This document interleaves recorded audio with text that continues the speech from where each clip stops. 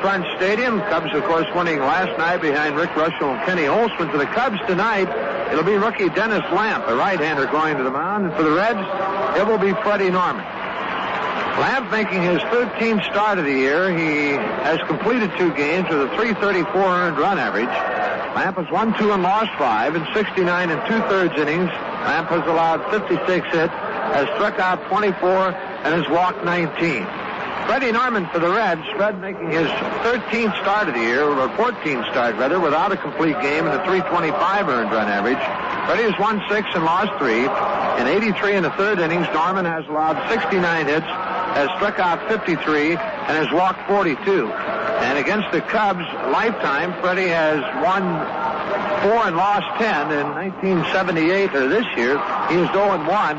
And that one loss was in Chicago when he worked 3 1/3 innings, allowing 8 hits and striking out 4, walking 1. The Cubs scored 5 runs off Freddie, and 4 of them were earned runs. More on Dennis Lamp. Last year, Lamp was at Wichita, where he won 11 and lost 4 in 20 games. He worked 129 innings, allowing 116 hits. He struck out 52 and walked 23. And Lamp had a fine .294 earned run average. He was called up to the Cubs, and with Chicago, he was 0-2 in 11 games with a .630 earned run average. And Dennis worked 30 innings last year for the Cubs, allowing 43 hits, striking out 12, and walking 8. So Lamp, who, well, the Cubs, to be very frank, really like the young man, and he's pitched quite well for Chicago. So those are your pitchers, Freddie Norman and Dennis Lamp. Stay tuned. We'll be back with play-by-play in just a couple of minutes. You've been listening to Turfside with Joe Nuxall, presented by Big Star Supermarket and Kohl's Office Outfitters. Stay tuned now for Cincinnati Reds baseball.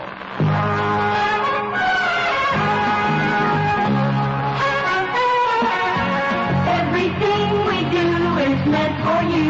Yes, everything we do at John Wathen Real Estate, 341 North Main in Madisonville and 100 West Arcadia in Dawson Springs, is meant to make your real estate dealings easier and more comfortable.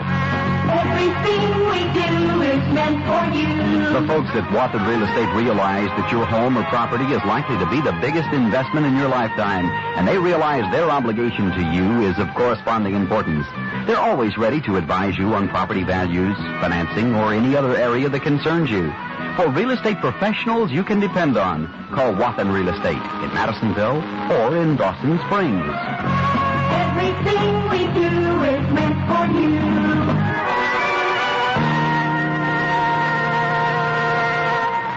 Western Kentucky, you've got a friend in the nighttime. It's 94 KTG and Brody Cates. You'll hear an interesting approach, combined with a lot of musical knowledge and capped with news and sports finals. It's Brody Cates, 7 to midnight, here on WKTG, Madisonville, Kentucky. It's the Reds on Radio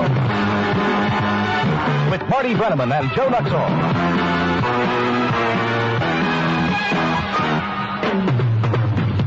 The 1978 Cincinnati Reds are on the air.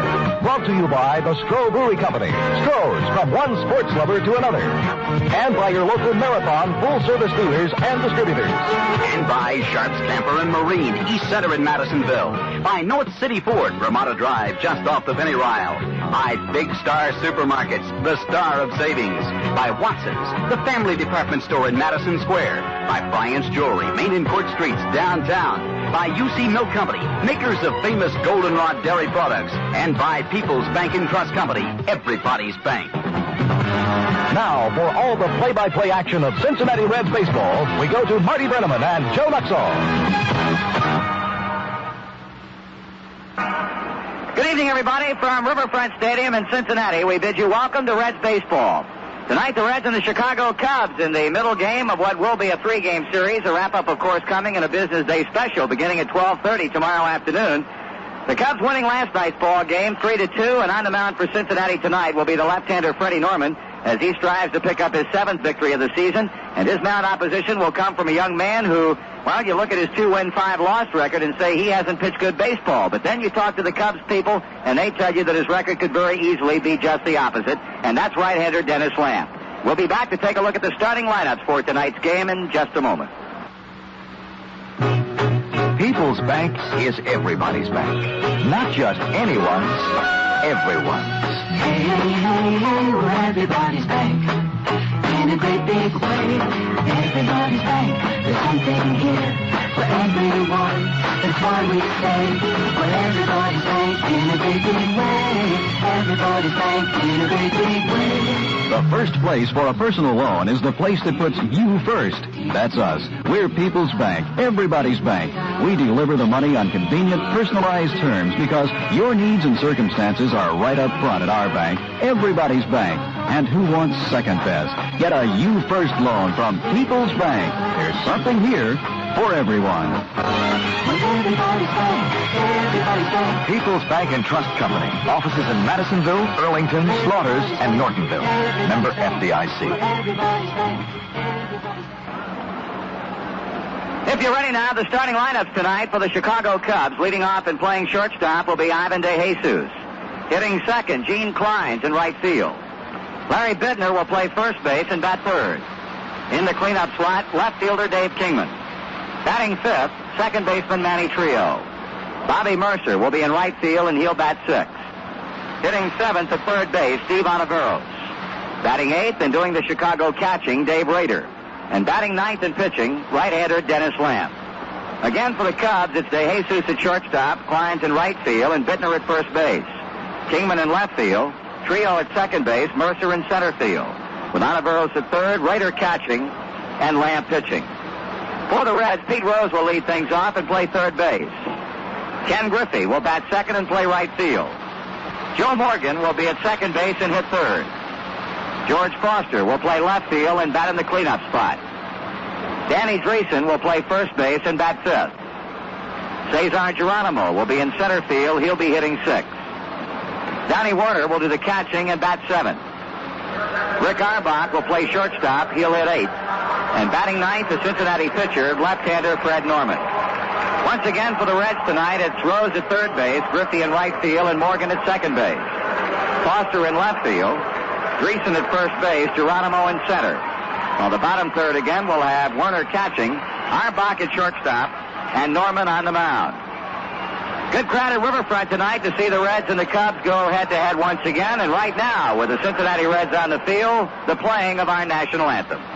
Oh, say, can you see by the dawn's early light what so proudly we hailed at the twilight's last gleaming, whose broad stripes and bright stars through the perilous fight all around that we fought were so gallantly streaming, and the rocket's glare, the bumpers singing air, gave proof through the night that our flag was still there. Oh, say does that star-spangled banner yet wave o'er the land of the free and the home of the brave? This copyrighted broadcast is presented by authority of Cincinnati Reds Incorporated and is intended solely for the private non-commercial use of our audience. Any publication, reproduction, retransmission, or other use of the descriptions and accounts of this game without the express written consent of Cincinnati Reds Incorporated is prohibited. The announcers on this broadcast are employed by the Cincinnati Reds Incorporated. Well, Joe, as we come into play tonight, the Reds have lost 4 of their last 5 ball games. They trail San Francisco now by 2. The Dodgers are starting to creep up a bit, and it's about time we got things together. Well, I certainly suggest that very strongly. And Freddie, his last couple of times out, has had it a bit rough. And as we pointed up, his last start was against the Cubs last Thursday at Wrigley Field. And Freddie had a rough time of it in 3 1/3 innings, giving up the 8 hits and 5 runs, and 4 of them earned. But seems like Freddie goes in that kind of a pattern. He'll have 3 or 4 real good games, then 1, maybe 2 little off, and then come right back and pitch 3 or 4 real good ones. So let's hope that this is the start of 3 or 4 good ones for Freddie Norman. And, of course, the young kid pitching for the Cubs, we were talking to Cookie Rojas, one of their coaches, during batting practice, and he is very high on him. And, of course, Cookie, in his first year as a coach for the Cubs, was mentioning the fact that although Dennis Lamp is 5-2, he could 2-5 rather, he could very well be 5-2. He's pitched that kind of baseball, so it's going to be interesting to see him. Cookie said those basic pitches are fastball, sinking fastball, slider, changeup, and has good control. So it'll be interesting to check the young man out. Well, Freddie Norman did not have a good outing his last time to the post against the Chicago Cubs last week at Wrigley Field. He gave up 8 hits and 5 runs, 4 earned, and only 3 1/3. That was a game that saw the Reds drop a 10-1 decision to Rick Russell. So Norman 6-3 on the year, but only 4-10 against the Cubs in his career. And we hope to see him turn it around here tonight and chalk up win number 7 and equal the most wins on the Cincinnati Ball Club by the man who suffered his first defeat of the season last night. And that, of course, would be 7-game winner Bill Bonham. Ivan De Jesus, the Chicago shortstop, will start things off. He's batting at .266, has homered a couple of times, and has knocked in 11 runs. Rose will play a step inside the bag at third as Norman delivers, and De Jesus takes a strike, and this game is underway. Ivan last night was 1 for 4, but he scored 2 of Chicago's 3 runs after doubling and walking. Pitch is taken outside, a ball and a strike. Had the big run scored in the 7th inning with 2 down. He drew a walk, stole second, and rode home on a base hit to center field by Greg Gross. That gave the Cubs a 3-0 lead. And then, of course, the Reds scored just but 4-1 short. High pop-up on the right side of the infield. Backpedaling at first base is Dan Dreesen, and he gathers it in. One away.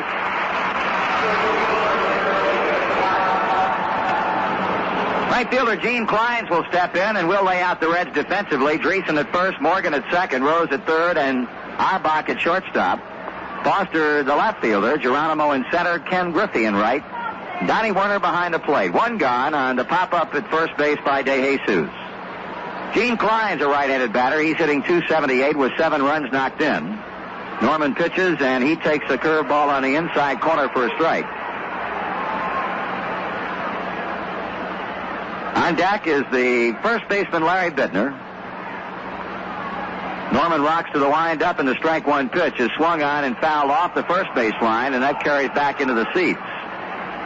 So Freddie quickly out in front of Clines, and no balls and 2 strikes. The Cubs, well, they lead the Eastern Division by a couple of games over the Philadelphia Phillies and by 3.5 over the Montreal Expos. Philadelphia losing to Los Angeles last night, and the Expos falling victim to the 1-hitter thrown by San Francisco's Ed Halicki. Giants winning that game 1-0 at Candlestick. Swung on and fouled off the end of the bat. Norman got Clines chasing a pitch away from him. While the Reds are 2 back of San Francisco and 4 down to the Giants in the loss column. San Francisco is 35-21. The Reds are 35-25. And the Dodgers in third place, 4 over at 31-27. They're 5 back of the Giants and 3 behind second place Cincinnati. 1 gone here in the top of the first. Gene Clines a batter, and he takes a pitch high and away for a ball. 1-2.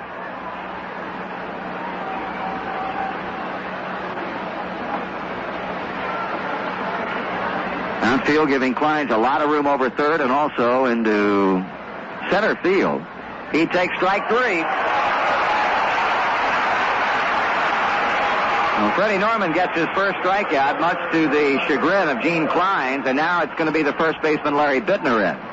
Don't forget, All-Star balloting is now underway and will continue to run through the 2nd of July. We hope you'll cast your All-Star vote this year. Ballots are available here at Riverfront, at all Reds ticket agencies, and at most stores where Gillette products are sold. All-Star game coming up on the 11th of July at San Diego Stadium this year. Bittner, a left-handed hitter, batting at .278. His batting average has been climbing steadily upward. Pitch is fouled off third base and out of play. Strike 1.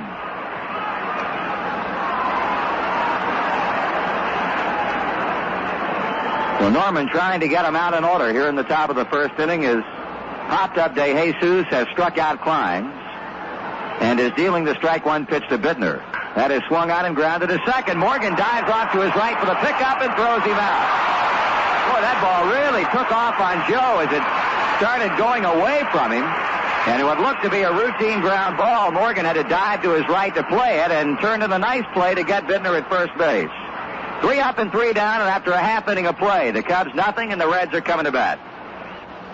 When your car needs an oil change, chances are what you say is change the oil, which is all you need to say unless you want to make a change for the better.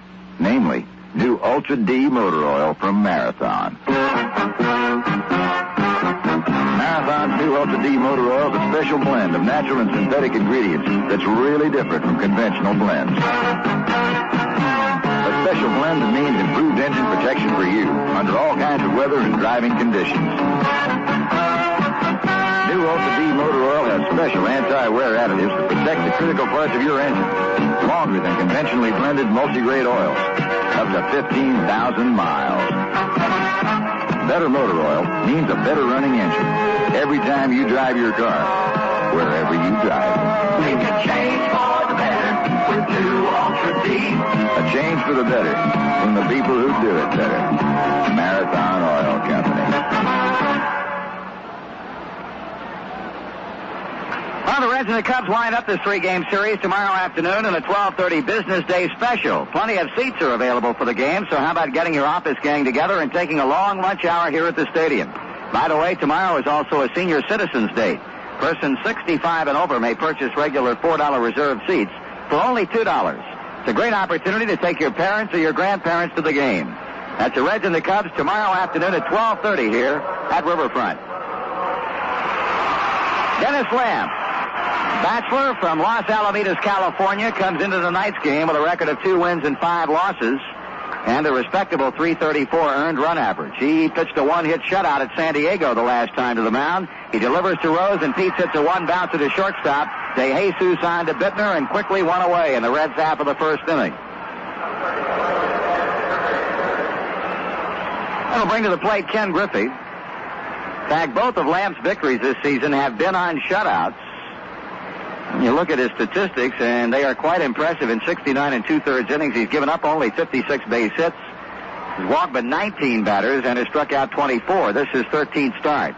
He misses outside and low with a fastball. Well, Ken Griffey continuing to lead the National League in batting with that .327 average, 1 point better than Chicago's Bill Buckner. But, of course, Buckner has been pretty much of a spectator of late. Here's a foul down the left field line with a growing infection and a lymph gland, and at least for the last week or so, Buckner's duties have been relegated to that of being a Cubs pinch hitter. And you think about the fact that Kenny leads the National League in hitting in the major leagues in base hits. Here's a bunt foul off third.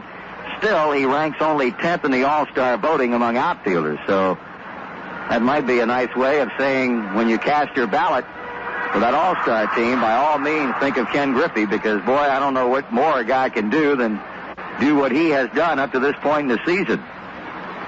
Lamp with a count advantage at 1-2. The right-hander delivers. Griffey swings and fouls another one off. Kenny, talking earlier tonight down in the clubhouse, said he was just interested right now in trying to go the other way with everything that is sent up there to him that's hittable.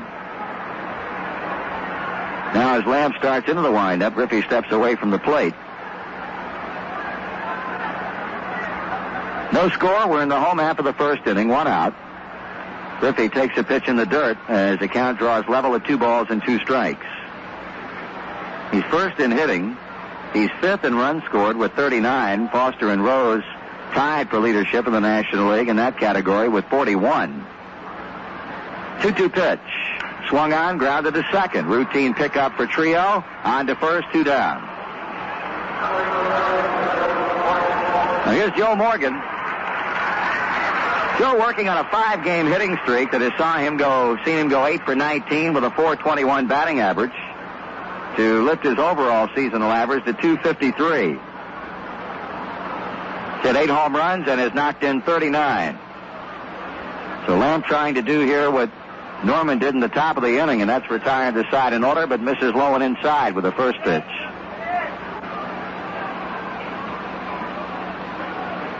Outfield deep and around toward right for Morgan. There's a call strike that got the inside corner at the letters. 1-1 to count on Morgan. Foster on deck.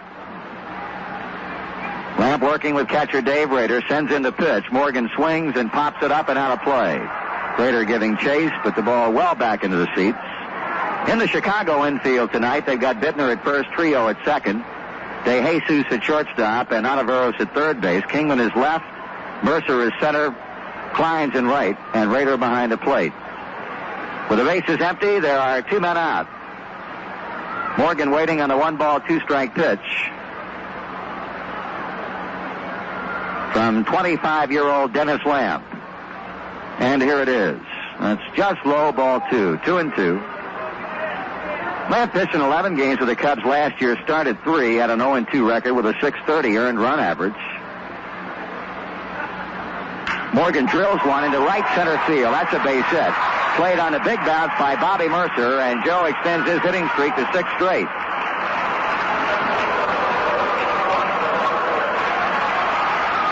Here's a reminder for Reds fans in Indianapolis. The Reds will play their AAA farm club, the Indianapolis Indians, Thursday night at Busch Stadium in Indianapolis. We hope you'll be on hand, but if you can't make it out, we remind you again that we'll be on the air with that ball broadcast from Busch Stadium, 7:30 Cincinnati time. We'll be coming on with the pregame shows, game time at 8 o'clock. Really looking forward to seeing Roy Matika's club in view of the way they have been playing of late. 21 wins in their last 29 games. Here's Foster. He takes a strike.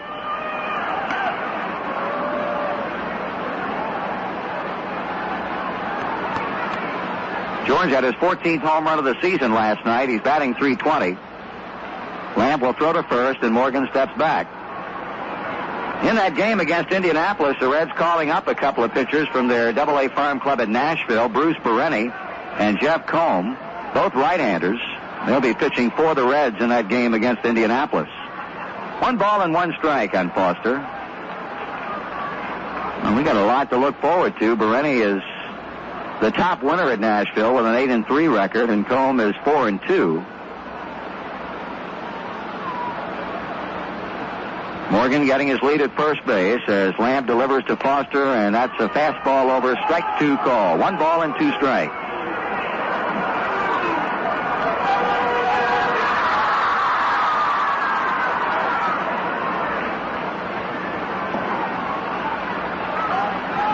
Danny Dreesen would be up next if Foster keeps the inning going. Another throw to first, and once again Morgan gets back with ease.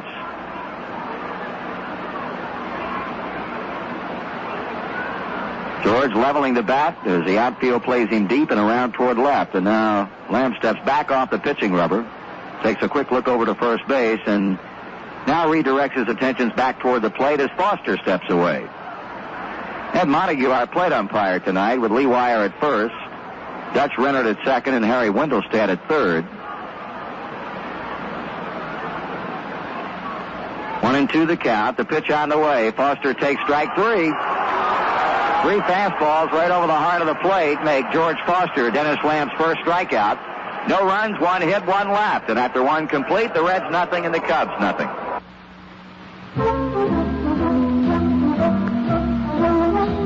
Birthday, anniversary, Christmas, or any other gift-giving occasion. You won't find a gift that would be more appreciated than a Bulova Accutron watch from Bryant's Jewelry. Bryant's is your Accutron headquarters for Madisonville. That means they carry over 150 men's and ladies' model watches. Accutron is not only beautiful, Accutron is the most practical timepiece ever invented. The parts that make an ordinary watch run fast, or sometimes run slow, have been completely left out. Accutron has replaced them. Replaced them with an electronically powered tuning fork that splits each second into 360 equal parts. That makes Accutron accurate to within a minute a month. You can see the full line of Accutrons at Bryant's Jewelry, Main and Court Streets, downtown. Here in the second inning, it'll be the middle third of the batting order for Chicago. To lead things off will be left fielder Dave Kingman. In case you missed it earlier tonight, the Reds purchased the contract today of veteran catcher Vic Carell from their Indianapolis farm team. Corral arriving sometime around 5 o'clock this afternoon. He's in uniform tonight. I think most of you National League fans will probably remember Vic from having been with the Atlanta Braves for the past 4 seasons. Signed with Indianapolis back in April after being released by Atlanta. So Vic Corral is with the ball club, putting the Reds at 25 players on the season. Johnny Bench, of course, still in the hospital here in Cincinnati, and again we hope that John will be out in the next day or so and very quickly will be back in uniform. But the Reds providing some insurance for Donnie Werner with a call-up of Vic Corral. Here's Kingman now to begin the second. Norman delivers, and he takes it high and away for a ball. The Reds putting, as they have so many times already this season, 3 infielders on the left side, Morgan, Auerbach, and Rose. Well, the entire defense swings radically around toward left. The 1-0 to Kingman. He swings and he misses. Dave, of course, with 14 home runs. He is involved in a 3-way tie for National League leadership, along with Cincinnati's Foster and Philadelphia's Luzinski. Greg pounded 2 against Dodger pitching last night to give him 14. Rick Monday has 12. He also hit 1, and Reggie Smith has 11. High, 2 balls and 1 strike. Kingman batting only .240. Knocked in 39 runs, and against the Reds so far this season, he's gone 3 for 12 with a home run. On deck, second baseman Manny Trio. Norman rocks and fires. Kingman swings and misses. With Big Dave, it's either you do or you don't. He happens to run into one and makes contact. Just look out, because he can hit him probably as far as anybody playing this game of Major League Baseball today. 2-2 now. Kingman right out over the plate, waiting on Norman's break-even pitch. And he fouls this one back to the screen. Pointing out the Reds will be in Indianapolis Thursday night after the series wind up here tomorrow against the Cubs. Friday night, the Cardinals come to town. Tom Seaver will be the Cincinnati starter in that game. And after the weekend series, the Reds will be going on the road for what has to be categorized as the biggest road trip they have been involved in so far this season, going to San Francisco for 3, L.A. for 3, and Houston for 4. 2 balls and 2 strikes. Kingman leading off the second for the Cubs. He checks his swing, and that pitch just missed. He was just able to hold up on the swing and run the count full. Cookie Rojas, the Cubs first base coach, Joe Amalfitano doing it down at third. Norman ready with a payoff pitch to Dave Kingman. And he walked him, missing inside.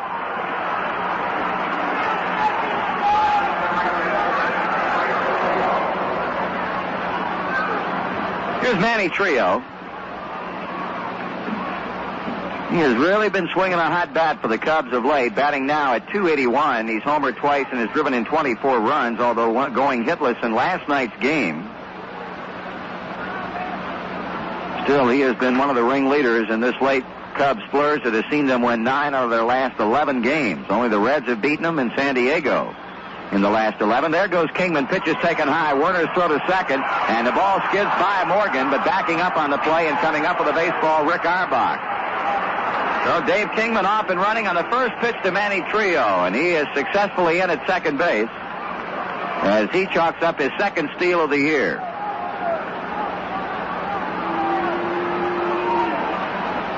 One 1-0 on Trio as the Cubs now have a runner in scoring position. Kingman out behind second. It looked maybe for a moment as if he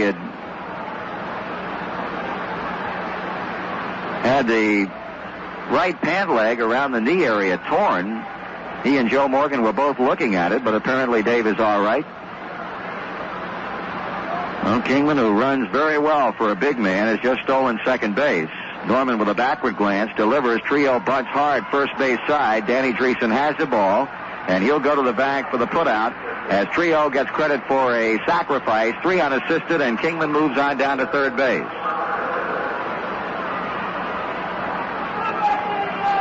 This is a thing that in this recent Cubs success, Chicago has been doing so very well. Last night's game was a prime case in point. They got a double to lead off the third by DeJesus. He went to third base on a fly ball by Gross and scored on a sacrifice fly by Bittner. Then in the fourth inning, Mercer's single went all the way to third when Trio bounced high back to the mound and scored on Oliveros' ground out to shortstop. Here's a pitch now to the plate, and Bobby Mercer takes it high and inside as the Cincinnati infield with Kingman at third is playing in. Joe Morgan goes to the mound for a quick word with Norman and now backpedals to his second base position. Mercer 2 for 3, 2 singles and a run scored last night, batting .251. So Chicago trying to get a run on the board as the 1-0 pitch comes playward and Mercer pops it up. And there may be a play on that ball around the Reds dugout for Dreesen, and Danny's got it for the second out. Big out.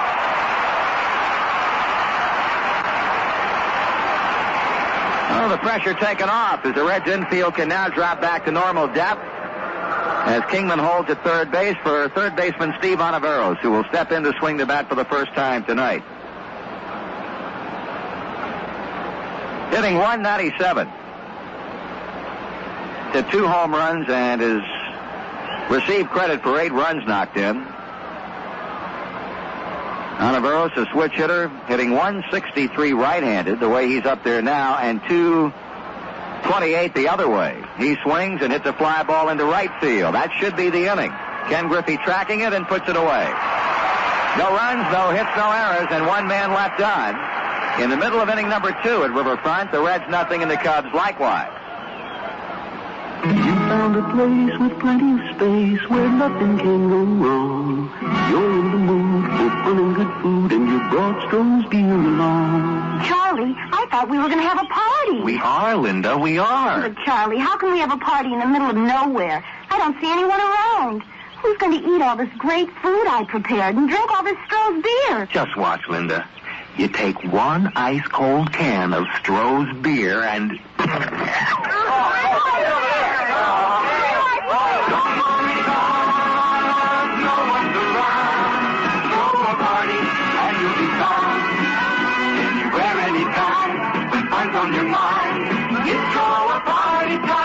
Look for Stroh's Stay Cold 12-packs or the Stroh case wherever you buy beer.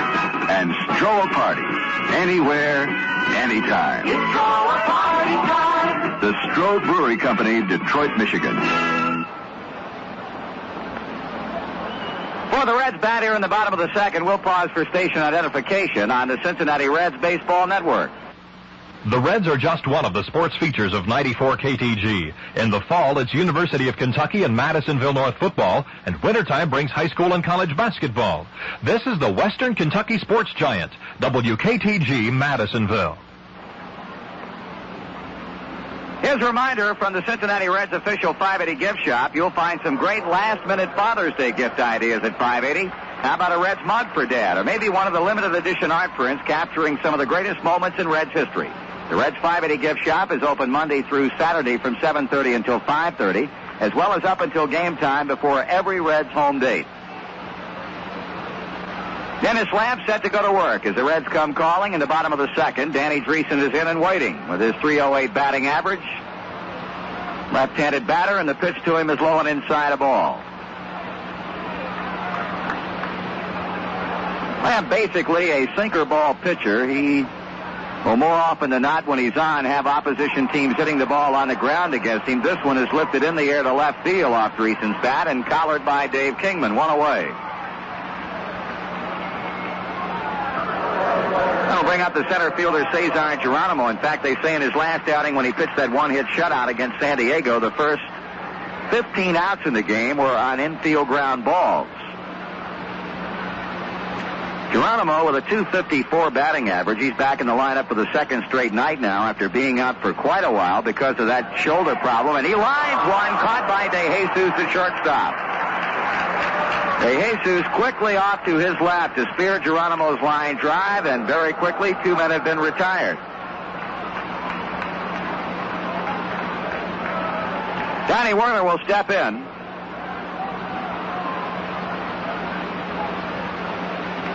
Reds catcher starting his 17th consecutive game tonight, batting .160 with 8 runs batted in, and he looks at a strike from Lamb. Don and Ray Knight were talking down in the Reds clubhouse about Dennis Lamp when he was at Wichita, and these two guys were both in Indianapolis. There's a ball. Werner couldn't remember him, but Ray Knight could. I pointed out that both he and Mike Krukow, who was earlier up with the Cubs but now is back at Wichita, were on that same ball club. Swing and a miss. 1 ball and 2 strikes. In the home second, no score. 2 out with the bases empty. 2 balls and 2 strikes as Lamb misses knee high and outside with a fastball.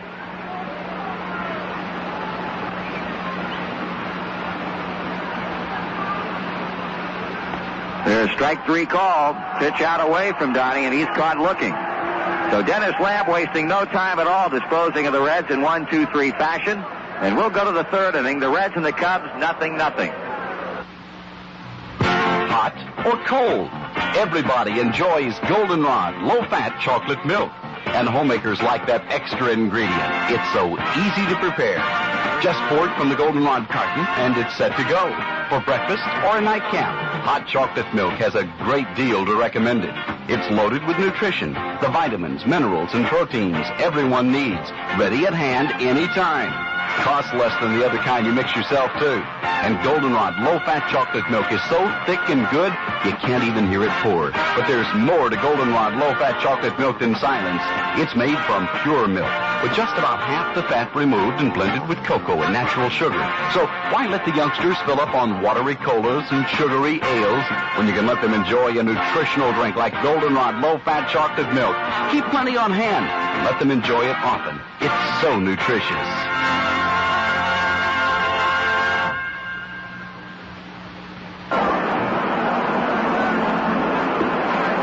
Quick innings of baseball have gone by in the middle game of this series, and it's a 0-0 affair at the end of 2. Dave Rader, the number 8 batter in the Cubs lineup, will start things off against Freddie Norman, and here to call the play-by-play for you, Joe Nuxall. Thank you, Marty. Rader with a .241 batting average. He's hit a home run, driven in 19, 8 doubles and 2 triples. The Cubs have had 1 base runner against Freddie Norman, and that was Kingman's walk leading off the 2nd inning. Rader, Lamp, and DeJesus here in the 3rd for Chicago. Looking at some of the records kept by the Cubs on artificial turf this year, the Cubs have won 6 and lost 9. 1 lost record for the first 2 months of the season. In April, the Cubs won 11 and lost 9. In May, 13 and 11. They're off to a whale of a start here in June. They're 9-2. First pitch to Rader outside a ball. Norman has struck out 1. A 1-0 to Rader, taken up for a called strike, make it, and it's 1-1. Dennis Lamp, the pitcher, on deck. Reds outfield around to the left for Rader and in a bit. A little Griffey about straight away in right field. The pitch to Dave down low, and it's 2 balls to strike. Norman struck out Kleins in the 1st inning, getting a called 3rd strike by him, and walked Kingman leading off the 2nd. After trio sacrifice, Kingman to 3rd, Kingman stealing 2nd. The pitch to Rader swung on and fouled. Down even 2-2. Mercer popped out to Dreesen near the Cincinnati dugout, and Ontiveros a fly ball to Griffey in right field to end the inning. 2 balls, 2 strikes to count to the Chicago catcher, Dave Rader. Norman has the sign, and the 2-2. That spectre call. The slider gets the outside corner, and Freddie has his 2nd strikeout as Rader kind of eyeballing the plate as he walks away. That brings pitcher Dennis Lamp to the plate. Lamp with a .200 batting average. He has driven in 2 runs. Had 5 hits and 25 times up. Pitch to Lamp, swung on and looped to right field. Griffey, a late break, running, got it on a dead run. Kenny broke back a step and then really had to turn on the speed to catch up with that one, coming straight to the infield and picking it off knee high. Two away, and the shortstop, Ivan DeJesus, the batter. DeJesus popped to Dreesen, leading off the game. Ivan, a .266 batting average, 2 home runs, and 11 RBIs. Right-handed batter, DeJesus. 2 out, the base is empty. Norman delivers, and DeJesus takes inside a ball.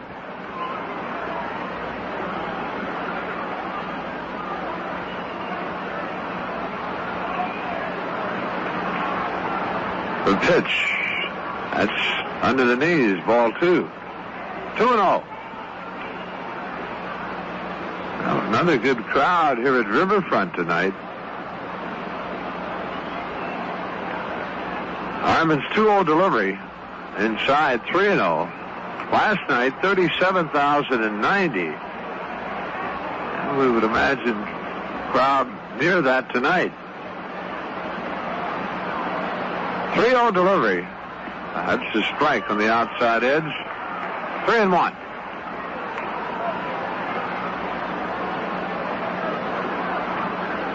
Norman, the 3-1. DeJesus takes it high, ball 4, second walk issued by Freddie, and that'll bring Gene Kleins to the plate. DeJesus, of course, will run. He stole a base last night in the 7th inning when the Cubs scored their 3rd run. In fact, DeJesus scored on a single by Greg Gross to center field.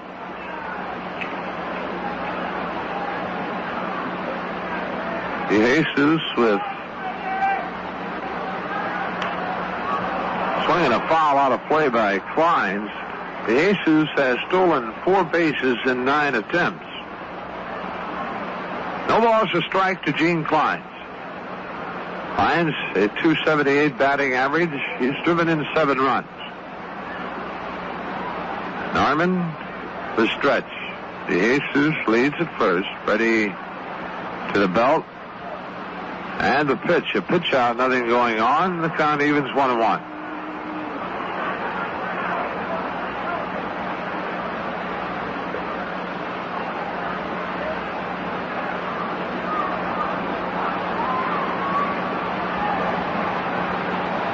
Norman sets and delivers. Klein swings and again fouls out of play to the right. 1-2 to count.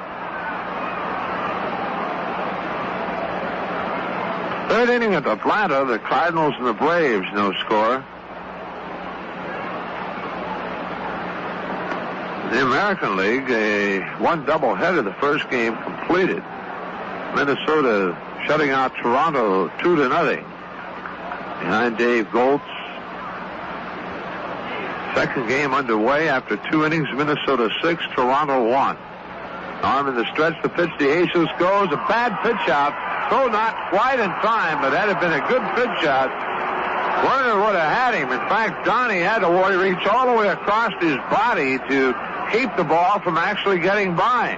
Still got a good throw down to Arbach covering, but DeJesus has his 5th stolen base of the year. Count 2 balls, 2 strikes to Kleins.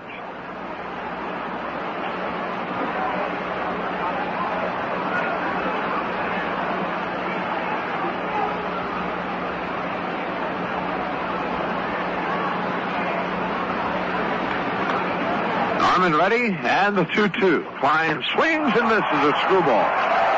Norman now with 3 strikeouts. That ends the inning for the Cubs. No runs, no hits, no errors. A runner left on base, and at the middle of the 3rd, Cubs nothing, Reds nothing.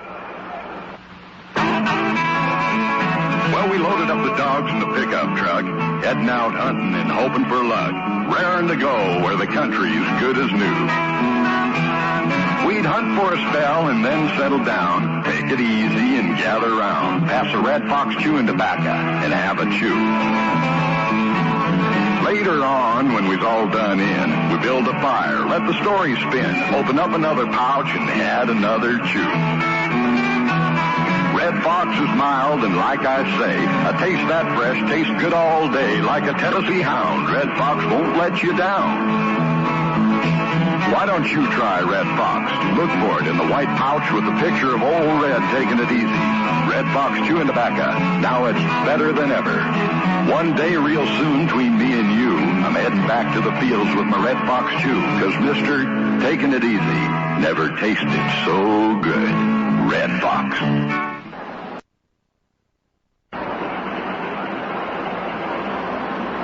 For the Reds in the third inning, it'll be Rick Auerbach, Freddie Norman, and Pete Rose. No score. The Reds with one hit off Dennis Lamp. That Joe Morgan single in the first inning. Lamp has struck out two. He got Foster on a called third strike to end the first inning, and Warner on a called third strike to end the second inning. Now it's been announced the Reds will play 17 games in 13 different cities on their trip this fall to Japan. They'll leave Cincinnati on the 25th of October and return home on the 22nd. Swinging a ground ball to DeJesus off the bat of Auerbach. The throw to Bittner, one out.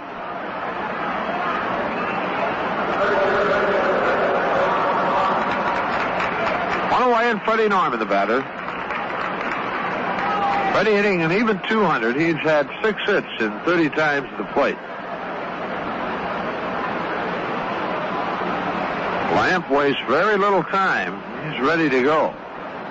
Waiting on Norman to settle into the batter's box. And Lamp delivers. Norman takes a strike.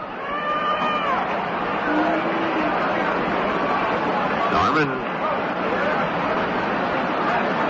6 hits this year. The pitch to him. He swings and chops it slowly first base side. Bittner has it. Underhands back to Lamp, and he's safe as he missed the bag. We'll see what they call that one. That's a base hit for Freddie Norman, his 7th of the year.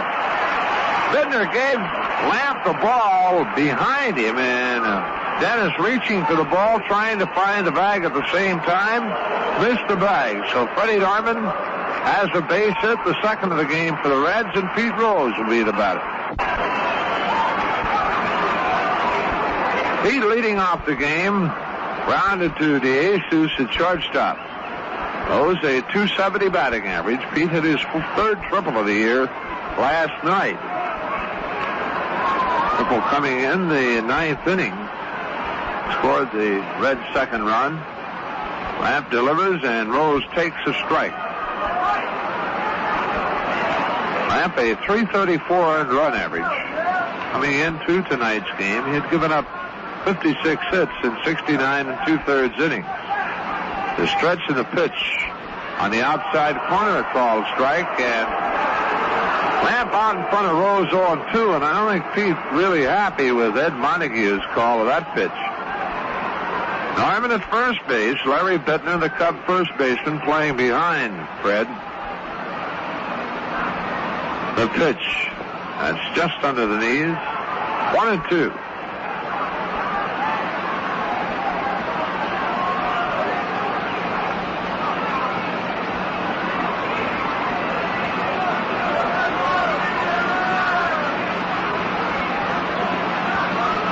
Now the 1-2. Going inside. Or was it a foul ball? We'll have to wait and see.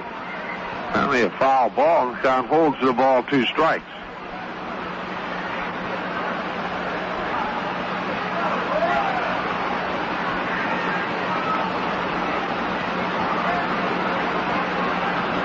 Lamp sets and delivers.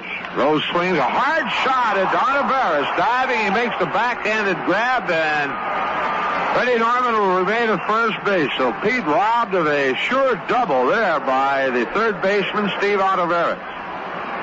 2 out, and Ken Griffey, the batter. Ken bounced to trio at 2nd in the first inning.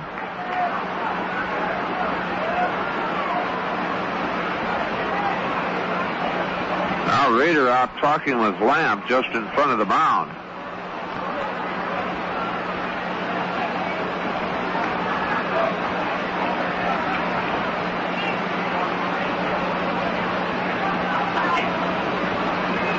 Good luck to you. Okay.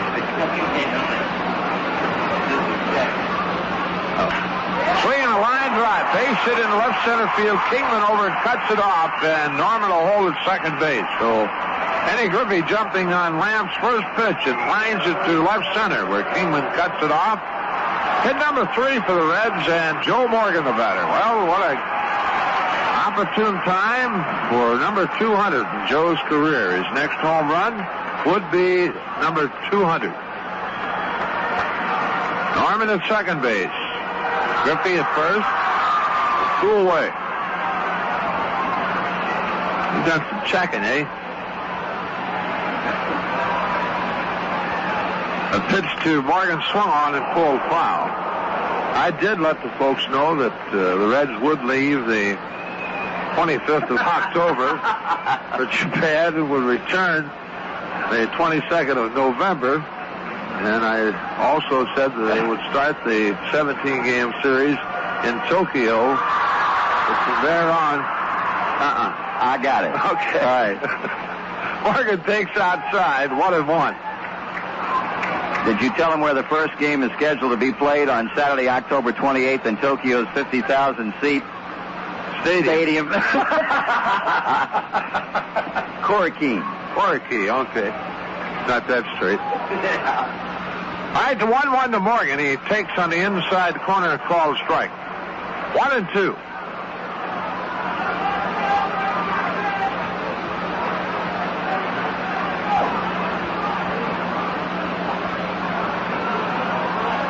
Back to the plate. Morgan swings and hits it into left field. Drifting back is Kingman, and in the middle of a warning track, takes it in. For the Reds in the third, no runs, 2 hits to Manoah Evers, 2 runners left on base. And at the end of 3 here at Riverfront, Cubs nothing, Reds nothing. The time is right, that feeling's coming through. Real deal lovers know only one deal will do. The real deal lover, stroll, it's like no other. Stroll for the real deal lover. Everyone knows it's the real lover beer. Family brew for over 200 years. Real deal lovers say they go out of their way for a stroll.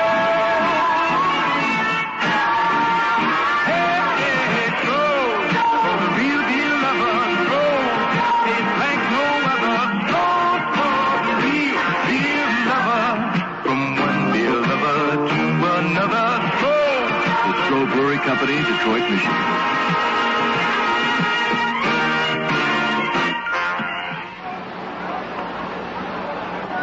No score as we go to the 4th inning of play, and it'll be Larry Bittner, Dave Kingman, and Manny Trio for the Cubs. Freddie Norman has walked 2, has struck out 3 through the first 3 innings. Freddie struck out Kleins in the first. Rader in the third, and Kleins again in the third, and the walks to Kingman in the second inning, to DeJesus in the third. Freddie looking for his 7th win of the year. He has won 6 and lost 3. Right now in a pretty good pitching battle with the Cub rookie Dennis Lamp.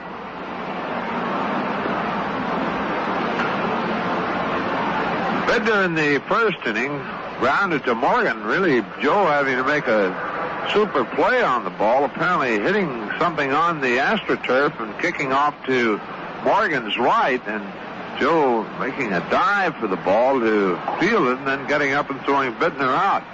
All looked like a routine ground ball. Actually, Morgan had taken a step to his left. All right, Bittner steps in. Larry with a .278 batting average. 3 home runs, 21 RBIs. The pitch. He takes it low ball.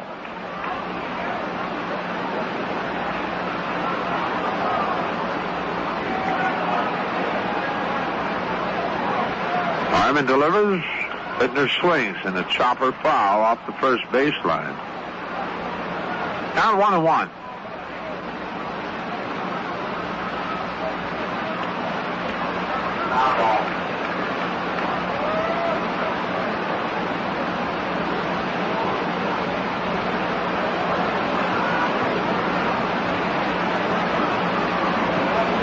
On the count to Larry Bittner. Norman delivers. Bittner takes on the outside corner, called strike, and the count 1-2.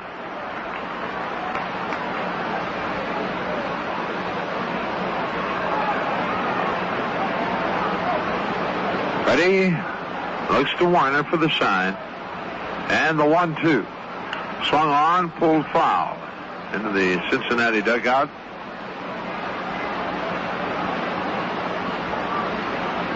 Tomorrow at 12:30, the Reds and the Cubs wind up the 3-game series.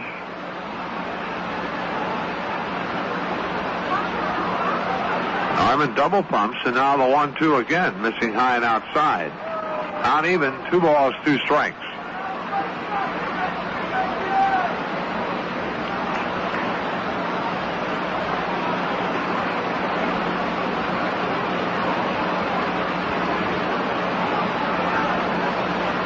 The 2-2 delivery. Taken just off the plate. Full count now to Larry Bittner.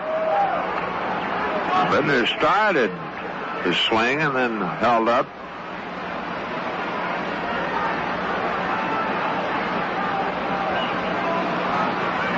And the payoff. Swung on and missed. Got him with a breaking ball, and Bittner slams his bat into the dirt. 4 strikeouts now for Norman. Dave Kingman, the batter. Kingman walked in the second, stole second, moved to third on a sacrifice by Trio, but was stranded there as Mercer popped out to Grecian in foul territory, and Oliveris a fly ball to Griffey in right. Norman ready with his first pitch, and Kingman swings and misses. You don't have to worry about stagnant air around home plate when he's up there. The air quality should be very good. Kingman takes high and outside, 1-1.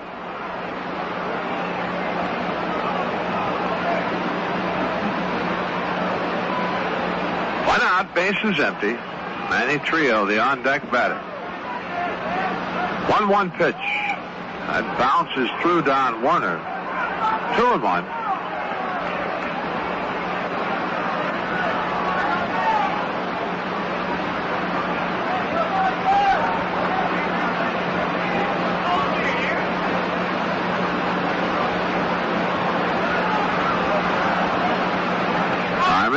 Has his sign, and the 2-1. Kingman takes it, strike 2 call. A fastball on the inside corner. Looks like Dave might have been looking for something there. Not even 2-2.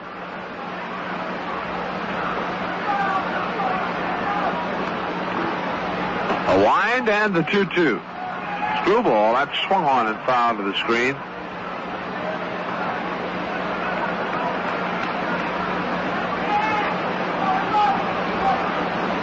Kingman last year combined for the year, both American and National League, hit 26 home runs and drove in 78. Again, the 2-2. That swung on and popped into shallow center. Joe Morgan going out and waiting on it, and he has it 2 away.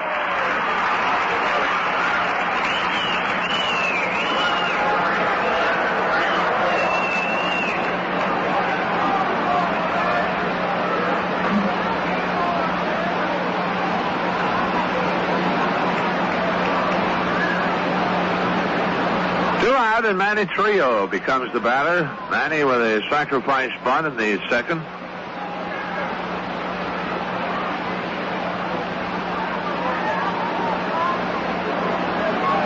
Norman winds, and his first pitch to Trio is low ball. Trio hitting .281 with 2 home runs, 24 RBIs. Norman delivers, and Trio takes a strike on the inside corner to knee. Not even 1-1.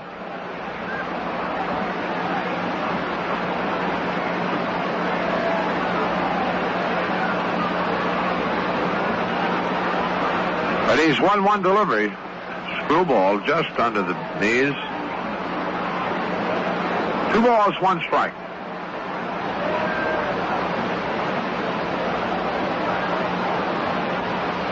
Here's the 2-1 pitch, swung on and fouled to the screen. Count evens at 2 balls, 2 strikes.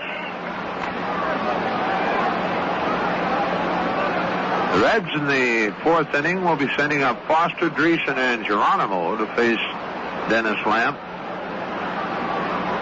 Right now, Norman's 2 balls, 2 strikes with the Cubs second baseman Manny Trillo. And the pitch. Swung on, hit off the fist to Morgan at second. Joe up and going on to Danny Dreesen, and that's it for the Cubs as they go out in order for the second time in the game. So at the middle of the 4th inning here at Riverfront, the score remains the Cubs nothing, the Reds nothing. I know a friend when I see one. I know a good thing when I get it. I know where to go when I need a helping hand. That's why I've got a friend who's a marathon man. If you like your car and you like driving it, and you depend on it like you do a good friend, you like to know it's getting what it needs to run good and being taken care of like it's supposed to. That's why if you don't already, you really ought to get to know your marathon man.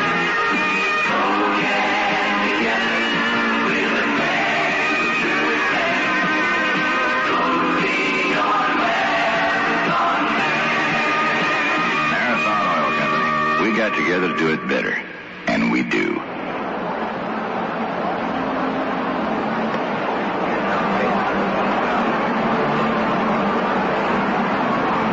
Score as the Reds bat in the bottom half of the 4th inning.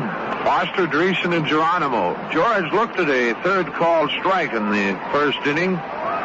Foster, a .320 batting average, 14 home runs, 48 RBIs before he steps in. Full pause for station identification. This is the Cincinnati Reds Baseball Network. Start your day with 94 KTG and Mays in the morning. There's always lots of music. At 6:45, there's a 20-minute newscast, and an hour later, 15 more minutes of what you need to know. It's Mays in the morning from 6 till 9 here on WKTG, Madisonville, Kentucky.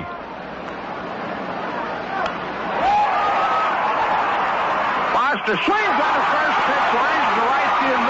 Hines misjudges the ball. George on his way to third. Here's Trillo's throw, and he gets through, but backing up the play is Dennis Lamp. So good play by Lamp. But Kleins, whether he lost the ball in the lights or what, but he had all kind of problems with it. Really, it looked like an easy play. Foster lined the ball out there, but it looks like Kleins had it easily. So that'll be a 3-base error charged to Gene Klein. So Foster at third base, nobody out. And the batter, Danny Dreesen. Kleins having all kind of problems with that one, although it looked like a fairly routine catch for him. But not so, and the Cubs infield is in with Foster at third. Lamp delivers, Dreesen swings, bounces it to Bittner. Holding at third, George Foster, 1 out.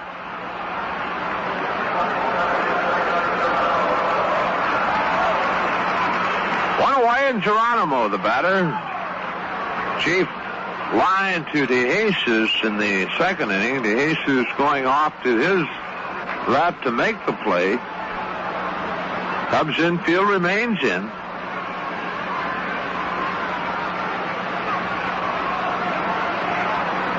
Lamp into the wind and the pitch.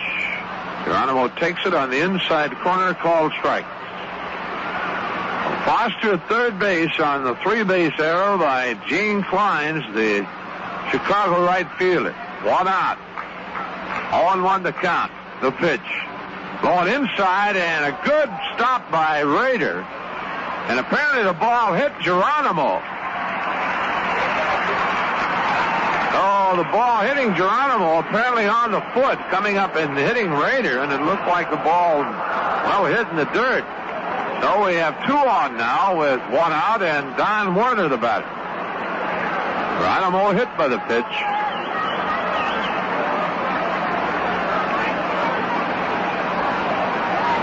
Werner called out on strikes in the 2nd inning.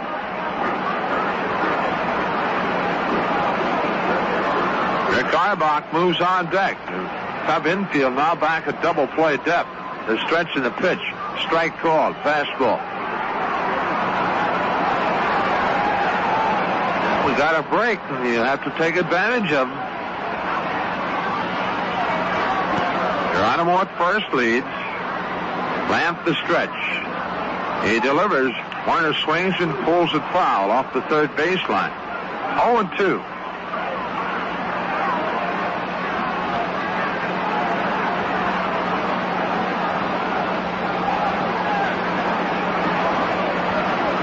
Lamp has the sign. And the 0-2.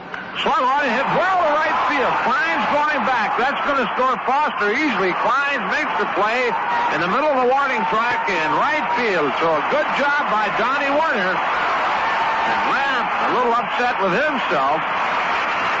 The 0-2 pitch, he got up and out over the plate, and Warner hit the ball well to right field. For Don, his 9th RBI of the year. The Reds lead it 1-0. Had an unearned run charged to Dennis Lamp, but a run. All right, here's Rick Auerbach with 2 out. The stretch in the pitch. Auerbach swings and fouls it right back at us. 0-1. Rick in the 3rd inning grounded to DeJesus at shortstop. Geronimo at first. 2 away, a run in. Quick throw over to first, and Geronimo is back.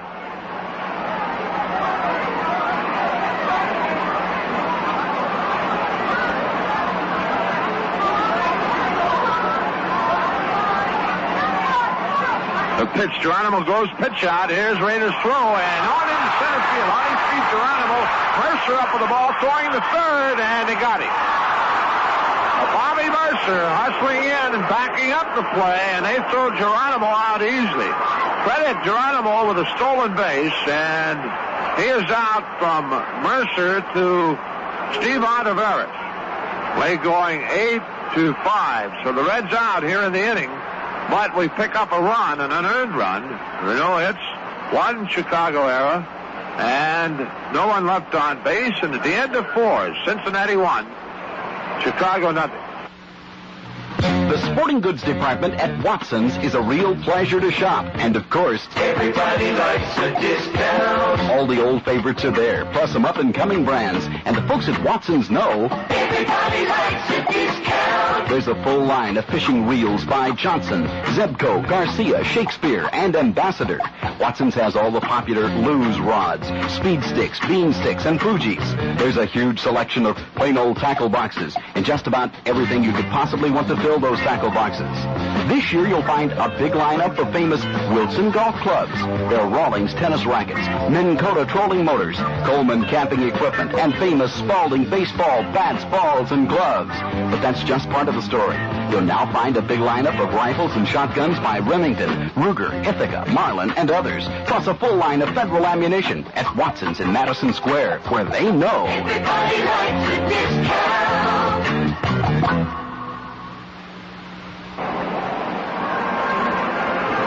Four-inning totals show the Cubs no runs, no hits, and 1 error. The Reds run 3 hits, no errors. For Chicago, Bobby Mercer will lead it off in the 5th. Back to the action, Marty Brenneman. Okay, Joe, Bobby Mercer 0 for 1. He popped up in foul ground to Danny Dreesen back in the 2nd inning. Freddie Norman has pitched 4 innings of hitless baseball. The Cubs have had a couple of base runners through walks to Kingman in the 2nd and to DeJesus in the 3rd. Bobby Mercer getting ready to climb in there to kick off the Cubs' 5th inning as the Reds have taken a 1-0 lead in this one. Mercer getting a good toe hold with that back left foot. He's in and waiting on Norman as Freddie sights a sign and sends a pitch plateward. It's over for a call strike. Pittsburgh and Houston underway. Bibby against Bannister. Pirates get a run at the top of the 1st inning. Boy, how about last night's game? Houston setting a club record of 7 errors. And in spite of themselves, had a big late rally in that ball game to defeat Pittsburgh by 1 run. Strike 2 call. No balls and 2 strikes.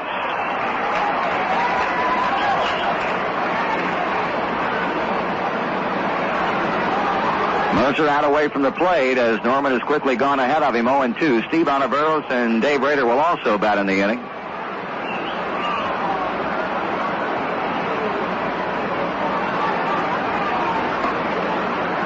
Well, Bobby apparently getting something in his right eye as the wind gusts up a bit around home plate. Norman ready and deals, and Mercer takes strike 3 on the outside corner. Well, Freddie Norman picks up his 5th strikeout, and he'll go to work now on Ontiveros.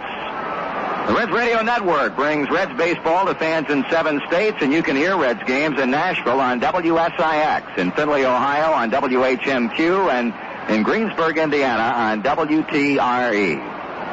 1-0 Reds, top of the 5th inning. Mercer has just been called out on strikes, and now the pitch to Ontiveros has taken strike 1.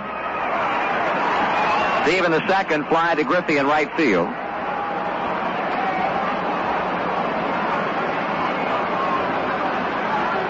That is low for a ball. It's 1-1. Cincinnati getting the game's only run up to this point in the 4th inning when Foster led off. Fly ball to right. Gene Kleins could not handle it. Went for a 3-base error.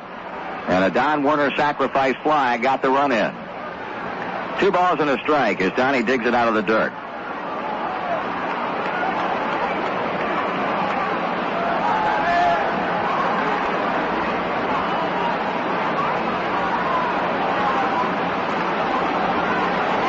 Outfield shading Ontiveros around toward right.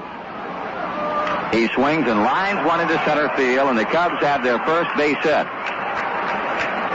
Well, Freddie Norman surrendering a 5th inning 1-out single to center by Steve Ontiveros. Hit number 1 for Chicago, and the batter will be Dave Rader. Rader looked at a call 3rd strike and leading off the 3rd.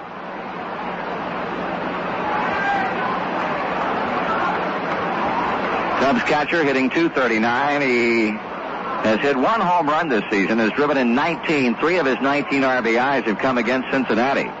The infield now at double play depth as Rader swings, grounds one to Dreesen. Danny comes up throwing to second. Auerbach's return throw to first. Double play.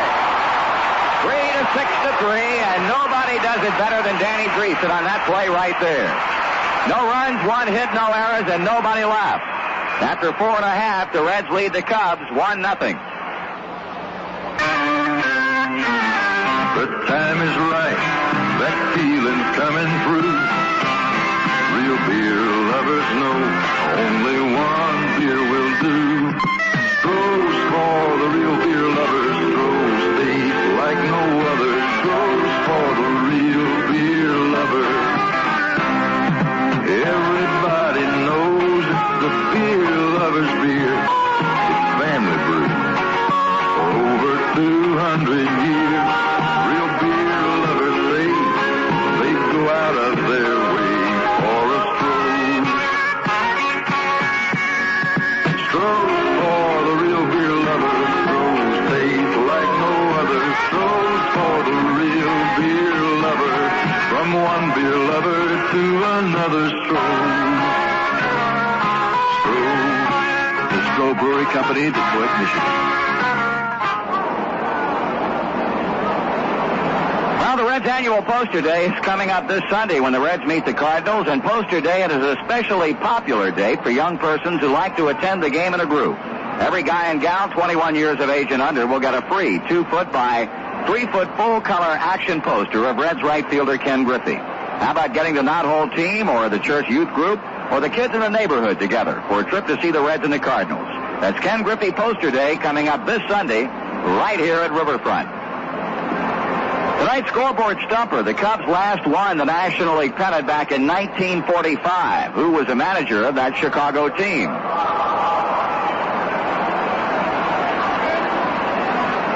I was 3 years old that year. Here's Rick Auerbach to begin the Reds half of the 5th inning. He swings, sends a fly ball back into left center field, but Dave Kingman is under, and the left fielder will make the catch. 1 out.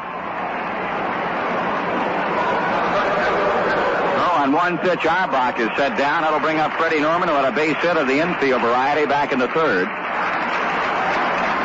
Well, we've got some old friends in the ballpark tonight. One of our flagship station sponsors on the Reds Radio Network. The old block and a bridge from downtown Cincinnati guy in Newport, Kentucky, Gene Lehman from Riverside Ford and his lovely wife Betty Jo and their guests. On hand for the ball game. We hope you're enjoying yourselves. Here's a fly ball to left center. Bobby Mercer's there. He grabs Norman's fly ball, and quickly 2 men have been retired.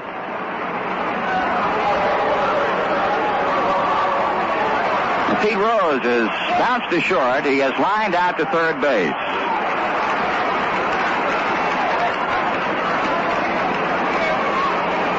Reds have had but 3 hits off Dennis Lamb, but they lead 1-0.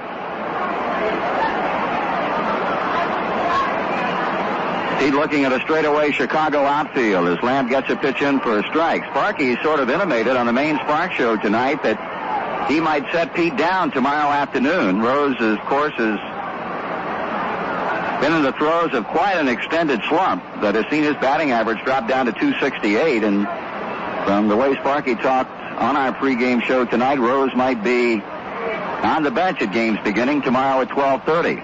He swings, and it's a very high fly ball into center field. Bobby Mercer waiting, makes the catch, and that's the inning. The Reds on 3 fly balls here in the 5th inning go out in order, and at the end of 5, the Reds lead the Cubs 1-0. We put the serve in service. We're aware that it means so much. We put the serve in service by adding a friendly touch. Service, a word we don't hear too much anymore, and certainly something we don't see. But service is still alive and well at Big Star on West Center. One shopping trip to Big Star, and you'll see what we're talking about. The courteous staff is always available and happy to help you with something you can't readily find. Planning a cookout and don't see the cuts of meat you want? Big Star will be happy to special cut whatever you need. Steaks and chops, as thick or thin as you desire, just ask the meat manager. And as an added service, Big Star has money orders for your convenience. Want to familiarize yourself with service again? Then make your next shopping trip to Big Star where we put the serve in service by adding a friendly touch. With Joe Nuxall, Marty Brenneman back at Riverfront Stadium. The Reds lead the Cubs 1-0 as we go on into the 6th inning, and it'll be Dennis Lamp to start things off, followed by DeJesus and Kleins. Well, we understand some interesting comments emanated out of San Diego today from Padres owner Ray Kroc. Thoroughly upset and concerned about the way his ball club has been playing up to this point. In fact, he said today that he feels out of the entire Padres ball club, only 4 players are doing their jobs. Randy Jones, Gaylord Perry, the young shortstop Ozzie Smith, and Darryl Thomas. Among the many things that Kroc had to say about his ball club, he said he feels like it is overpaid and he's tired of subsidizing.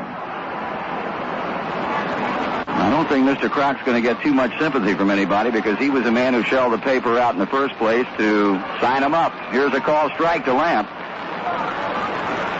He was very pointed in his comments about Gene Tennis, saying he was the most paid player of the lot. Swung on ground ball through the left side and into left field for a base hit. So Dennis Lamp, taking things in hand, leads off the 6th inning with a single to left field. The Cubs have the tying run aboard for the leadoff batter, DeJesus. Fred Norman has given up only his second hit.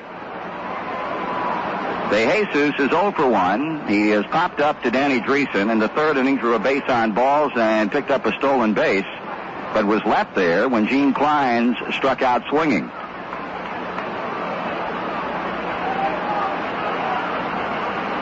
Well, we'll see how Herman Franks plays it. He has been pretty much playing it by the book so far. Get that man on, bunt him over.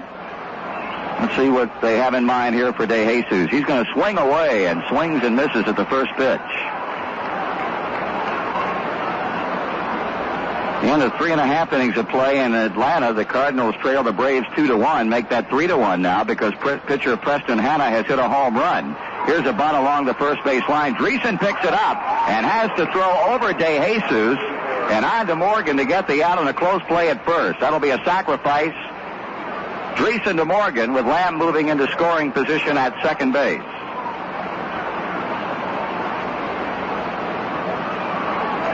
So Herman Franks continues to play it by the book. Gene Klein's 0 for 2 has struck out both times, and on top of that committed the error in the fourth inning, the three-base error that put Foster at third from where he scored later on in the inning on the fly ball to right field from Don Werner. Norman checks the runner out at second, delivers to Klein's, a bouncer foul, and onto the Cincinnati dugout. Strike one.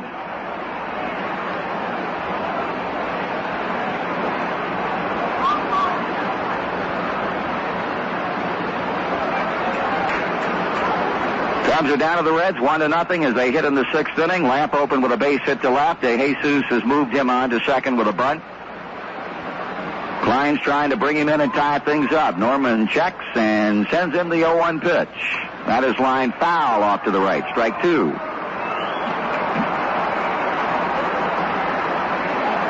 Of course, the late games tonight in the West Coast region of the United States are ones we're concerned with, the Phillies and the Dodgers. Randy Lersch against Don Sutton. Montreal at San Francisco. Rudy May against Bob Nepper. He'll be starting later on. Herman set to go with a two-strike pitch. And just misses inside for a ball. 1-2.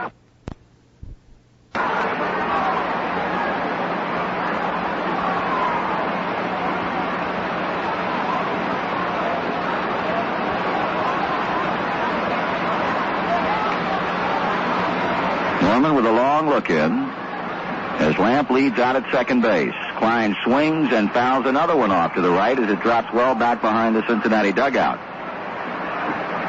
So the count holding at 1-2 Larry Bittner on deck and due up next. Only a total of 5 hits. 3 for Cincinnati. The Cubs have had 2. Norman had him no hit for 4 innings before the single in the fifth inning by Otto Barrows before Rader hit into the double play. And then the base hit by Lamp to lead off this sixth inning. Klein checks his swing. The pitch is high. 2-2.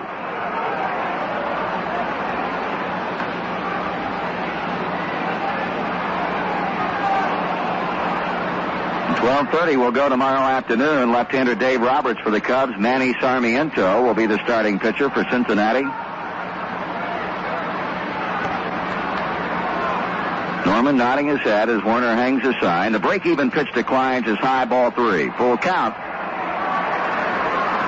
Paul Mosco, of course, scheduled to pitch the game tomorrow, but having that problem with a strained muscle in his right shoulder threw earlier today, and the Reds decided to pass him over in favor of Sarmiento. Swing and a miss. He struck him out on a high fastball, and that's the third time in a row that Gene Klein has gone down swinging. 6 strikeouts in the game for the Cincinnati left-hander as he prepares to go to work on Larry Bittner. Purchase Reds tickets at any one of the more than 60 ticket agencies throughout Reds country. In Coshocton, Ohio at Coshocton Motor Club. In Hamilton at Clark Sporting Goods. In Washington Courthouse at Downtown Drugs. And in Seymour, Indiana at Montgomery Ward. Bittner struck out swinging in the 4th inning and bounced out in the 1st. Pitch taken for a strike. And the one good sign about Freddie tonight is he has pretty much been consistently out in front of the Chicago batters, not pitching behind too often.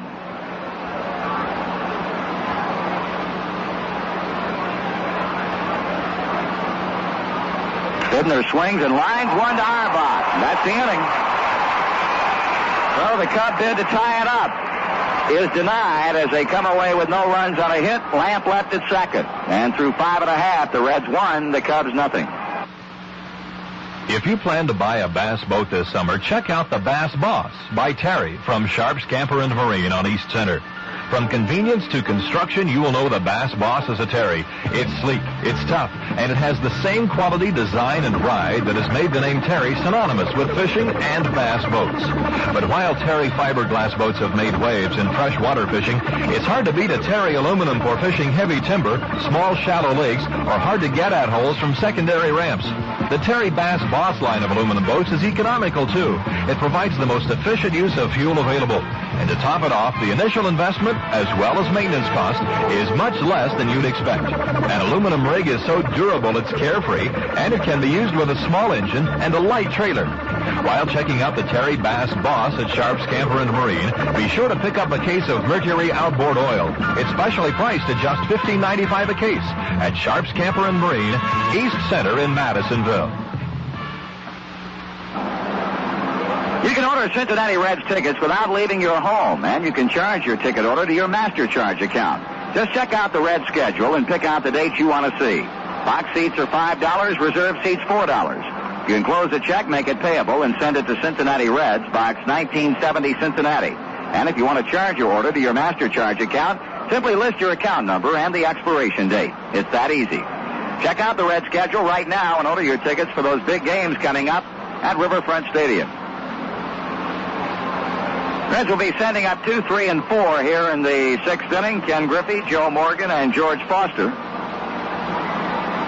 We were talking earlier tonight about that big road trip we've got coming up beginning on Monday when we go to San Francisco. And earlier tonight, chatting with the Cubs third base coach, Joe Amalfitano, said he had been in telephone communication with a good friend of his out in San Francisco, and he understands there are precious few seats available for that series involving the Reds and the San Francisco Giants. We can remember back the last time the Dodgers and the Giants got together at Candlestick Park for a 3-game series. They had over 140,000 people in there for the 3 games, and they're talking about big crowds when the Reds go to Frisco to begin that series next Tuesday.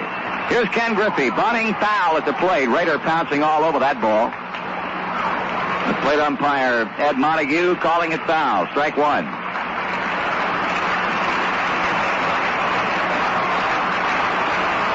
Well, baseball fever big in San Francisco with the way the Giants are playing. And, of course, we'll have that ball club coming into Cincinnati following that road trip. And the Dodgers in, Houston in, and San Francisco in. Should be interesting. 1 ball and 1 strike on Griffey.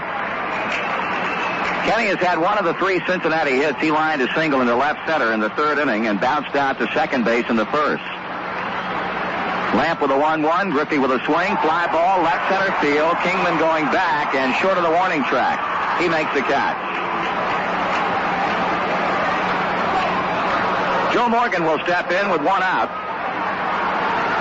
as left-hander Willie Hernandez heads on down to the Chicago bullpen to begin loosening up. Morgan is singled. He has also flied to deep left field. Lamp retired him with runners at first and second back in the 3rd inning for the final out. Inside a ball.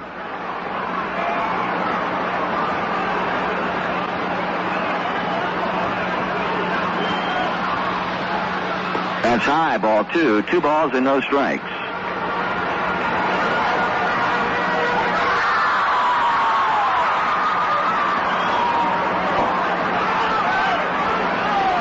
Inside, 3-0 it goes.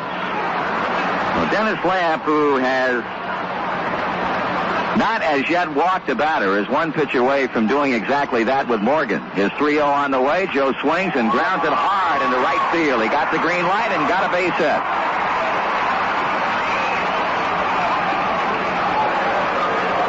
Here's George Foster. Don't forget, tomorrow's a senior citizens day here at Riverfront as the Reds meet the Cubs in the 12:30 business day special. Persons 65 and over may purchase $4 reserve seats for only $2. Right now, before Foster takes a look at a pitch, Cubs pitching coach Mike Rourke is on his way to the mound.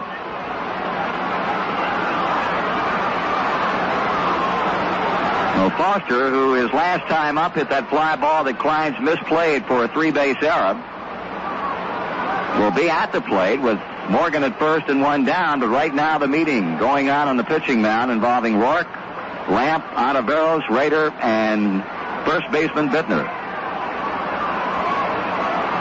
All these games now, big one for both clubs.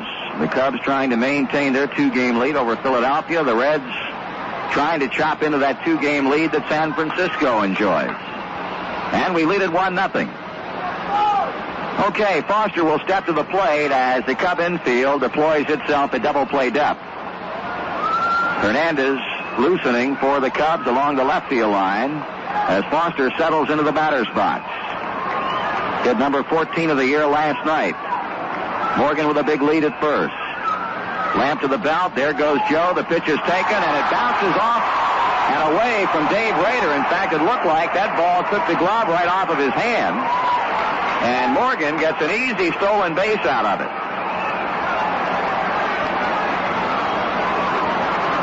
That for Joe is 13th steal this season. He's been caught but 4 times.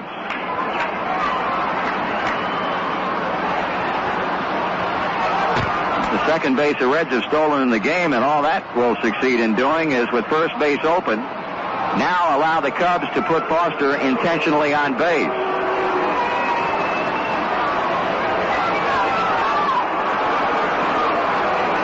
So Lamp will pick up his first walk of the night. Here's ball 4, and Danny Dreesen will be coming up with runners at first and second and 1 out as we pause for station identification on the Cincinnati Reds Baseball Network. You are listening to the Western Kentucky Giant 94 KTG. 18 hours daily of the best in music, news, sports, and information. Sports coverage is one of our specialties, and we have newscasts all day long. This is WKTG, Madisonville. Well, that intentional walk to Foster was simply a matter of Dennis Lamp staying in the game to face one more batter because Herman Franks, the Cubs manager, has come to the mound and has indicated that he wants a left-hander Hernandez from his bullpen. So the Reds leading by a run, 1-0 here in the 6th inning, posing another threat against the Cubs. And with Hernandez coming out of the bullpen, we'll step out for this message. Introducing one of the best vacation deals of a lifetime. Introducing the Cincinnati Reds Kings Island Doubleheader Pleasure Vacation. And here's what it's all about. For just $63 per person based on double occupancy, you can give yourself the pleasure of a double vacation for less than the price of one. This is what the Doubleheader Pleasure Vacation includes. Reserved seating at a Reds home game. Admission to Kings Island for 14 hours of fun. 2 nights lodging at any of these Harpenau hotels. The Kings Island Inn, the Marriott Inn, the Carousel Inn, or the Howard Johnson Motor Inn. Free transportation from your hotel to and from the game. And admission to the College Football Hall of Fame to be opened later this summer. For reservations and information, call 800-543-4036. Ohio residents, call 800-582-3056. That's 800-543-4036 for details. The Cincinnati Reds Kings Island Doubleheader Pleasure Vacation. Call today. Well, the new pitcher on the mound for the Chicago Cubs is a left-hander, Willie Hernandez, and in terms of his seasonal statistics, that is all we can tell you because his name is not on the stat sheet. And in view of the fact that we were unable to memorize the stat sheet of last night, in terms of what his seasonal accomplishments are, all we can tell you is that we know Willie has done a nice job. And that is about the extent of it. So it'll be Hernandez on with Morgan at second, Foster at first, and they get together midway between first and second to talk it over.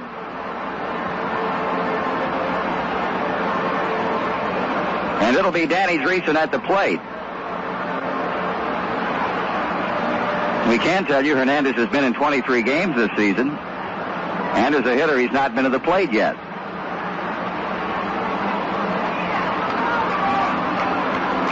Griffey opened the inning with a fly ball out to left, but then Joe Morgan singled to right field, stole second. That forced the intentional walk to Foster. Lamp has been lifted, and Hernandez is ready to pitch to Danny Dreesen. Danny he's flying to left. He's bounced out to first base.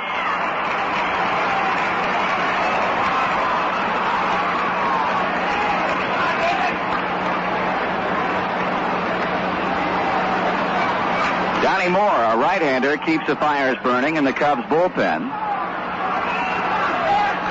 Hernandez stretches He pitches to Dreesen, and Danny takes it low. Ball 1. Dreesen batting .305. He's hit 8 homers. He's knocked in 35 runs. He'll be followed by another left-handed swinger, Cesar Geronimo. Here's a stretch, and now with De Jesus going back into the bag at second, Hernandez steps off the pitching rubber. Danny waiting on the 1-0. He swings and grounds it hard and foul at first base.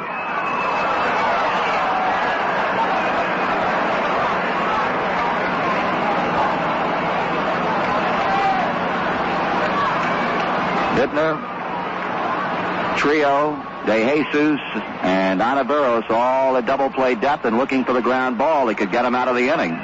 Dreesen swings and bounces slowly towards second.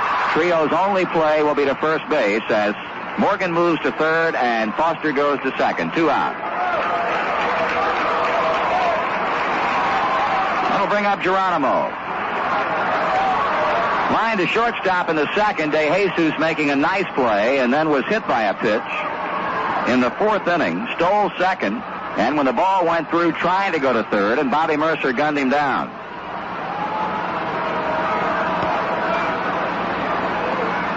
So Hernandez getting a big out, retiring Dreesen on the ground ball to second. Geronimo batting .252, and now time call as Hernandez signals for Rader to come on out to the mound. Got one final in from the American League, the first of a doubleheader at Toronto. Minnesota shut them out 2-0, sending the Blue Jays down to their 6th consecutive defeat. Dave Goltz fired the shutout. New York leading Oakland 2-1 at the end of 4. Roy White has hit a Yankee home run. Okay, here's a pitch to Geronimo with runners at second and third, low and away for a ball. In the 9th inning at Baltimore, the Mariners won, the Orioles won. Baltimore trying to extend its winning streak to 12 consecutive games. Boy, are they playing some baseball. Swing and a miss. 1 ball, 1 strike. The end of 3 at Fenway. Boston 2-0 over California. George Scott's 4th homer of the year in the second with a man on. Chris Knapp has given the Red Sox the early lead. They're trying to win their 5th in a row. Morgan and Foster both in scoring position with 2 away. Hernandez working against Geronimo with a 1-1 that's just low and inside. Ball 2. Milwaukee 4, Detroit 2. At the end of 3.5, Charlie Moore has homered for the leading Brewers with 1 on. And Cleveland got 4 in the top of the 1st at Chicago. At the end of 1, the Indians 4, the White Sox nothing.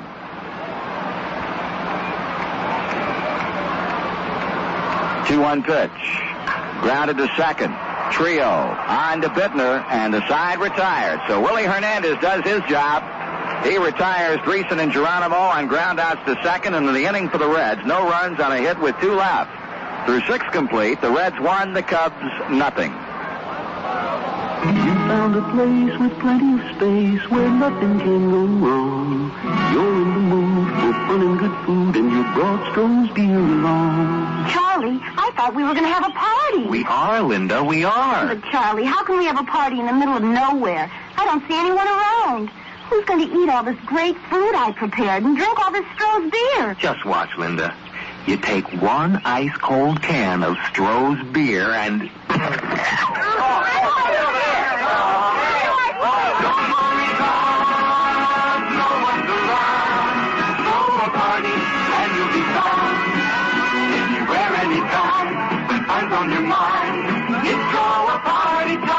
Look for Stroh's Stay Cold 12 packs or the Stroh case wherever you buy beer.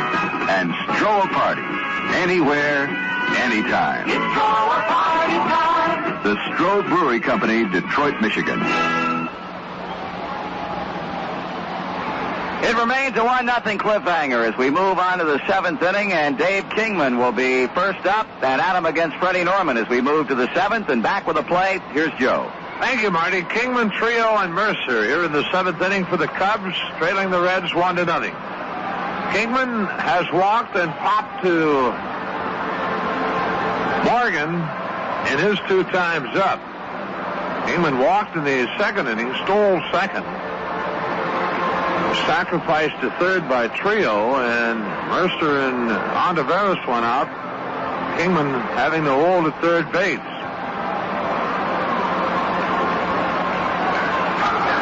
Freddie Norman has struck out 6, walked 2. The Cubs have had 2 hits off Freddie.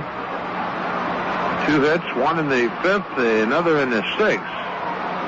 Steve Ontiveros and Dennis Lamp, the 2 base hits off Norman.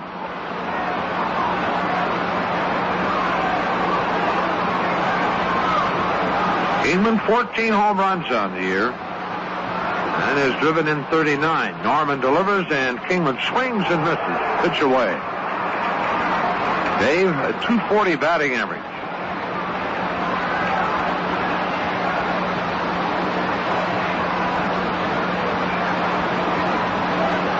Norman has his sign.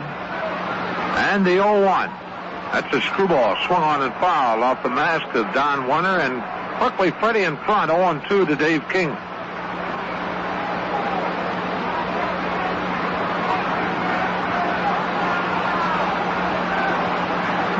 Waiting on Kingman to settle in. He's there.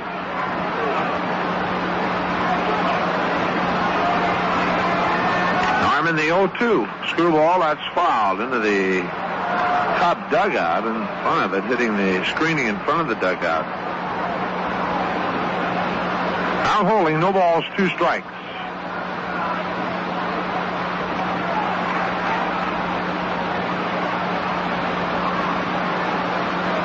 Norman has the sign.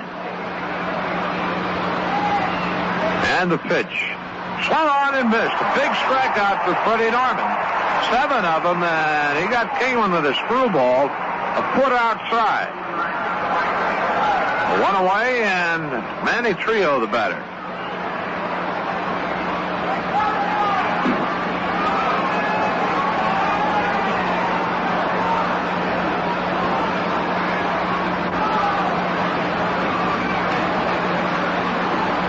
Waiting on Trio to settle in. Norman delivers. Trio takes it just under the knees of ball. Reds getting the run in the 4th inning, an unearned run. They lead it 1-0. 1-0. Trio takes it to strike on the outside edge, and it evens at 1-1.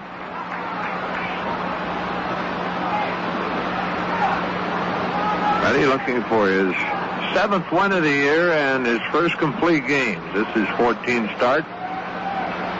A ball, a strike to count. He's back to the plate. Trio swings, doesn't get it. 1-2.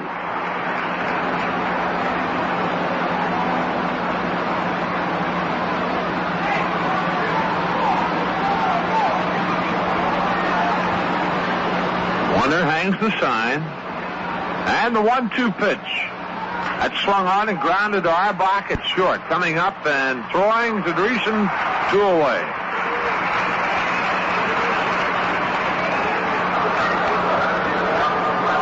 Two down, and Bobby Mercer, the batter. Bobby 0 for 2. Has popped to Dreesen in foul territory. Was called out on strikes in the 5th.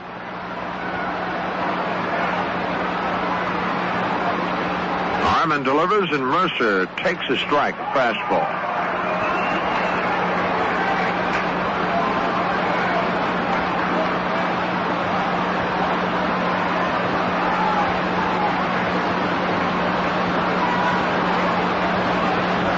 Ready, has the sign, delivers. Outside with the slider, 1-1.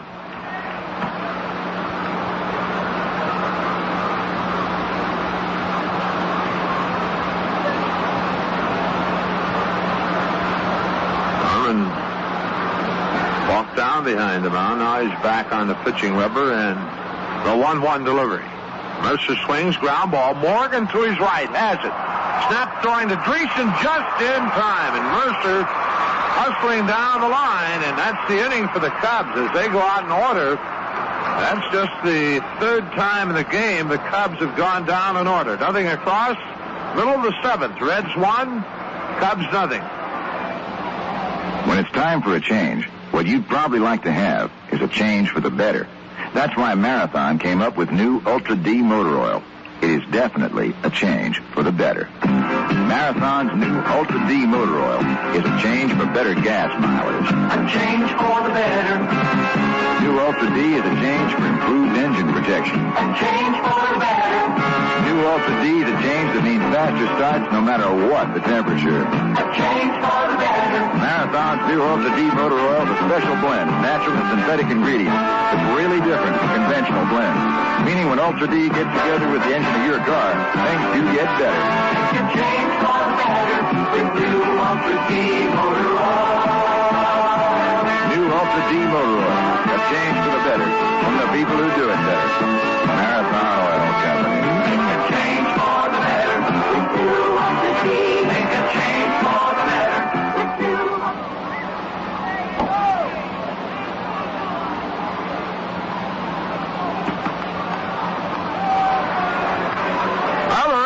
Lead the Cubs 1-0 as they bat in the 7th inning. It'll be Warner, Arbach, and Norman. Don Warner has driven in the one Cincinnati run. That's coming on a sacrifice fly to Gene Klein's in deep right field, scoring Foster from third base with one out in the 4th inning. Warner's 9th RBI of the year. Willie Hernandez on the mound. Willie came on with one out to face Danny Dreesen, got him to ground out, and then Geronimo also grounding out to Manny Trios. Good job by Hernandez in the 6th. The pitch to Warner, a fastball for a called strike. Dennis Lamp worked 5 1/3 innings, allowing 4 hits, struck out 2, walked 1, and the 1 run unearned run. Strike 2 on the inside edge, and Warner not happy with Montague's call. 0-2.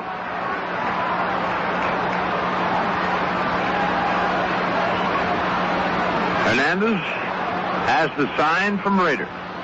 And the 0-2. Swung on in a fly ball down the right side, but curving foul back into the seats. Out holes, no balls, 2 strikes.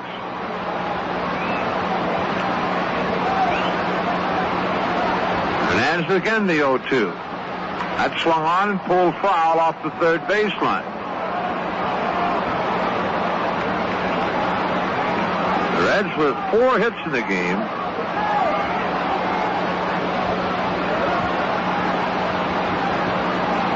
On-2 the count to Don Warner. Hernandez back to the plate. Fastball high. 1-2.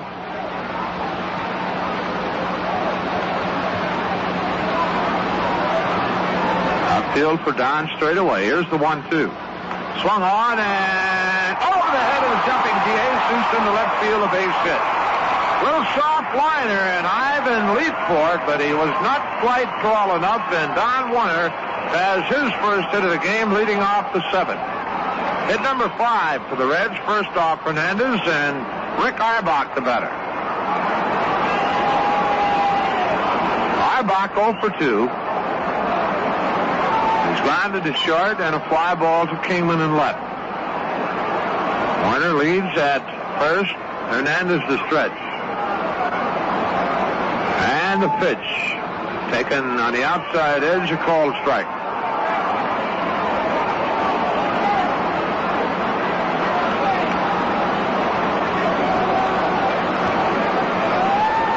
Warner at first base. No one out.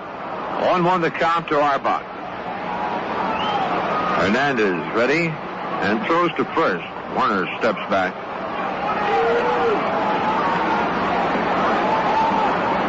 The Reds through 6 innings had stranded 5 base runners.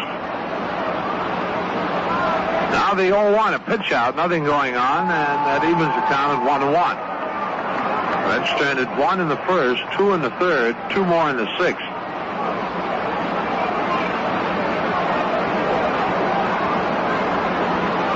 Arbach looking down to Alec Gramis, the Reds' third base coach for his side.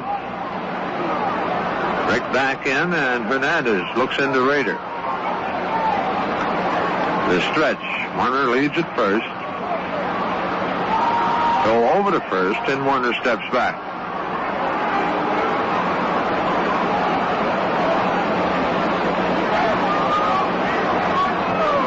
Arbach with 1 home run on the year and 3 RBIs. Hernandez to the belt and delivers. Another pitch out, and Rader has to reach way out to his right to keep that one from going through. 2-1 now to Rick Arbach. And again he checks with Gramis at third.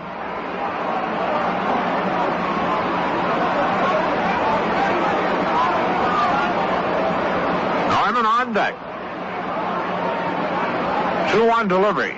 Swung on, fly ball, center field. Drifting back, Bobby Mercer has room. Now waiting and has it for out number 1 as Don Warner all the way to second has to hustle back to first. 1 down, and that'll bring Freddie Norman up. Freddie 1 for 2, had an infield single in the 3rd inning. A fly ball to center in the 5th. Freddie, nice hand from the crowd here at Riverfront.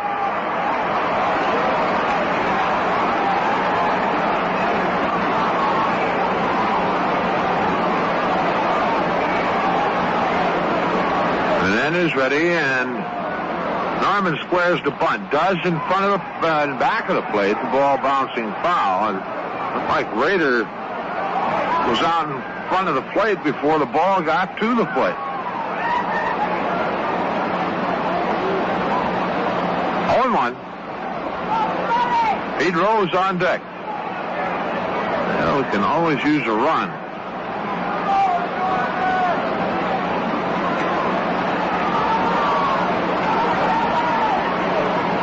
But he has had 3 sacrifice bunts this year. He fouls another one away, and it's 0-2.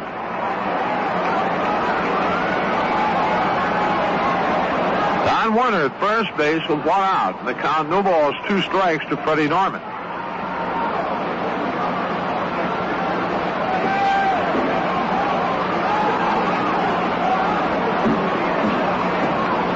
Hernandez has the sign. And the 0-2, Norman squares the bunt, takes this one in the dirt, bouncing and blocked by Rader. Count a ball, 2 strikes to Norman.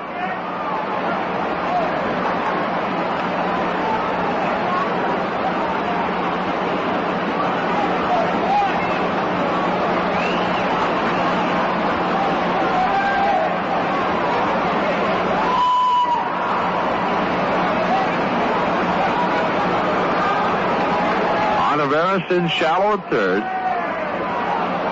Hernandez ready. And the pitch, Norman squares the bunt, does in front of the plate. Good bunt. Oliveras has it, looks to second, now throws to Trio at first, and the sacrifice works. Actually, Hernandez right in front of Steve Oliveras, and it very well could have been a play down at second, but Oliveras couldn't throw it through Hernandez. Play goes 5-4 on Freddie Norman. As the sacrifice works, 2 away, Warner now at second base, and Pete Rose the batter. Pete has hit the ball good tonight. In the first inning, he grounded hard to the Jesus at short. And the third was robbed of a double by Steve Ontiveros at third, and then a fly ball to center in the 5th. Rose is hitting right-handed for the first time tonight. And is ready and delivers, and that's taken high and outside the ball. Pete against left-handed pitching, hitting .229 against right-handed pitching, .301. The 1-0. Taken on the outside corner, called strike. 1-1. Cubs outfield straight away. Donnie Moore heads to the Chicago bullpen to start throwing again, a right-hander. Ken Griffey on deck. Hernandez sets his pitch. Going outside, 2-1.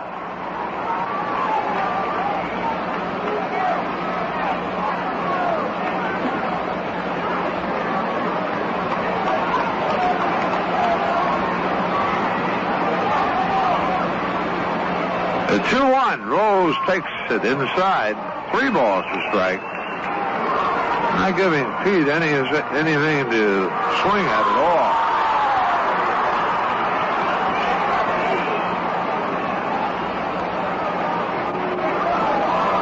Now they're going to intentionally pass Rose.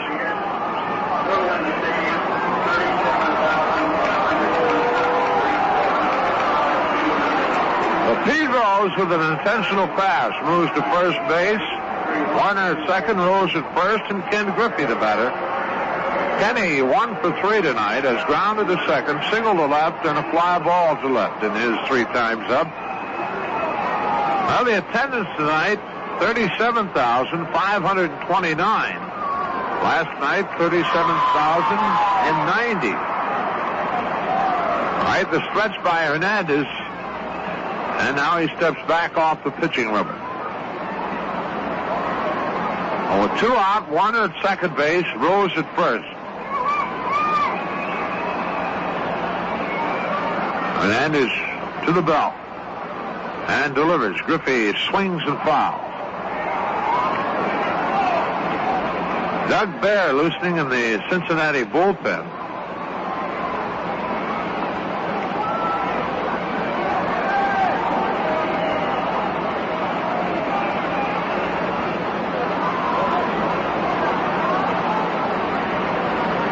The 0-1 to Griffey. Sidearm fastball swung on and chopped foul. Well, Hernandez out in front of Ken. No balls, 2 strikes. Pitchers at Dodger Stadium tonight. Randy Lurch for Philadelphia. 3-5, and Don Sutton for the Dodgers. Don has won 4 and lost 6 on the year. Reds leading it here 1-0. Runners first and second, 2 out, and an 0-2 count to Ken Griffey. Willie Hernandez, the left-hander, sets and delivers. Swung on, and that's it.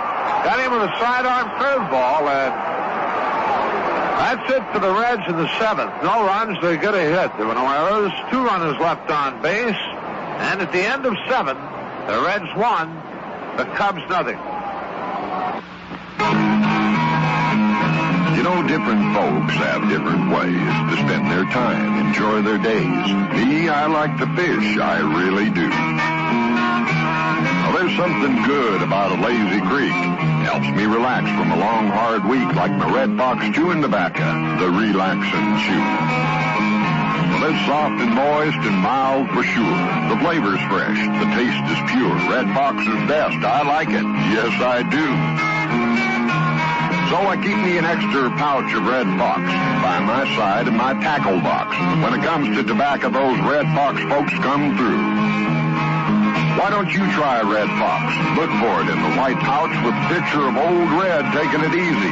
Red Fox chewing tobacco. Now it's better than ever. So if you like to relax, and I'll bet you do, settle down with a Red Fox chew, because Mister, taking it easy never tasted so good. Red Fox. 7 inning totals show the Cubs, no runs, 2 hits, 1 error. The Reds, a run, 5 hits, no errors. For Chicago, Steve Olivares will lead it off in the 8th. Back with the action, Marty Brenneman. Okay, Joe, before Steve steps in to bat off Freddie Norman, we'll pause again for station identification on the Cincinnati Reds Baseball Network. To keep your midday bright and lively, you need 94 KTG and Holly Kramer. Holly's refreshing outlook will keep you entertained, and at noon there's news of all kinds for your information. It's Holly Kramer, 9 till 2, here on WKTG, Madisonville, Kentucky. Well, Freddie Norman has been brilliant for 7 innings tonight. He's got 2 more innings in which to wade through this Cub ball club in order to chalk up his 7th victory. Oliveros in the game has fly to right and is single to center field. He had the first Cubs hit back in the 5th inning. The pitch to him is taken for a strike. Both bullpens are busy. Doug Bear, as Joe mentioned, is throwing on the Cincinnati side, and left-hander Dave Geisel is loosening up for Chicago. Oliveros bounces one slowly towards short. Here's Auerbach off to his right, up and throwing. Dreesen digs it out. 1 down. We'll bring up Dave Rader. Attendance tonight, 37,529. 37,529. The Reds' total season's paid attendance now stands at 820,301. One gone in the Cubs' 8th inning. Warner goes to the mound to talk with Norman, and we may be getting a Chicago pinch hitter coming up. Looks like Hector Cruz comes out of the Chicago dugout to swing the bat here.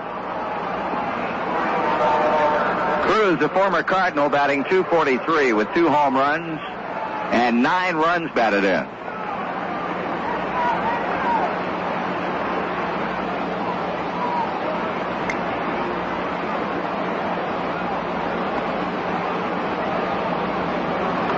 So Cruz will be pinch hitting for the catcher, Dave Rader, as Oliveros has opened up the 8th inning by grounding out to shortstop. Norman has given the Cubs 2 hits, that single by Oliveros in the 5th inning, and a base hit by the pitcher, Dennis Lamp, in the 6th. Right-handed batting, Cruz waiting, and screwball is in there for a strike.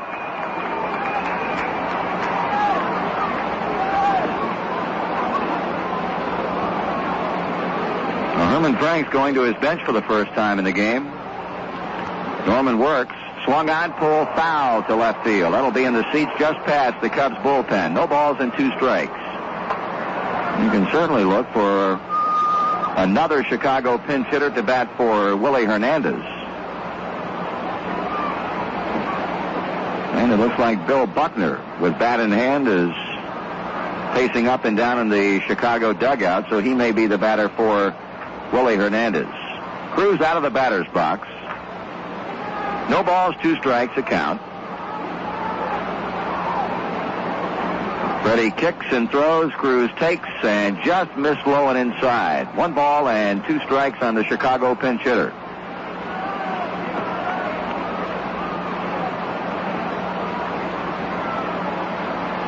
Swung on, fly ball, hit into shallow right field. Ken Griffey coming in hard, but he's there. 2 out.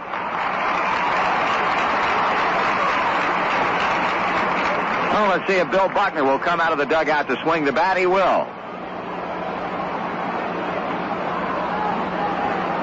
Buckner batting .326, and as we pointed out earlier tonight, Billy has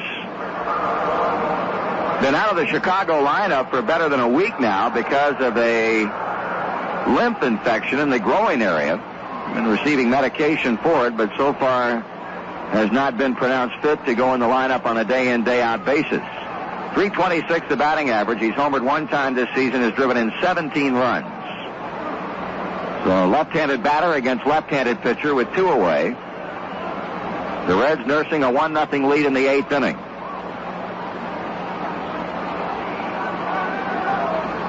Here's a pitch to Buckner, and a bat handle foul back will be out of play, falling in behind the Chicago dugout.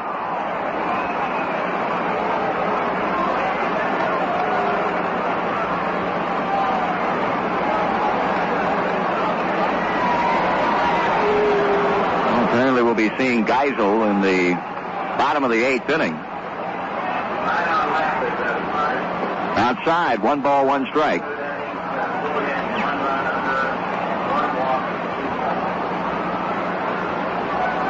Norman trying to retire the side in order. He has sent down 8 consecutive batters and now falls behind 2 balls and a strike to Buckner.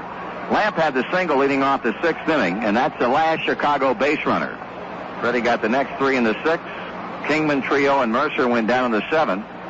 Oliveros and Cruz have been retired here in the 8th. There's strike 2 on the outside edge. 2-2.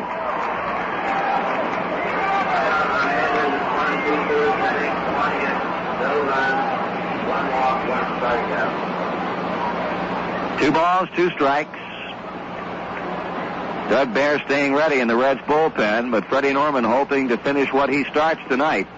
Buckner hits 1 outside of third, pop up. Rose is there, side retired. The Cubs are out in order. And at the end of 7.5, the Reds won and Chicago nothing. The time is right, that feeling's coming through. Real deal lovers know only one deal will do. Stroll for the real deal lover. Stroll, say it like no other. Stroll for the real deal lover. Everyone knows It's the beer lovers beer. Family brew for over 200 years. Till beer lovers, baby, go out of their way for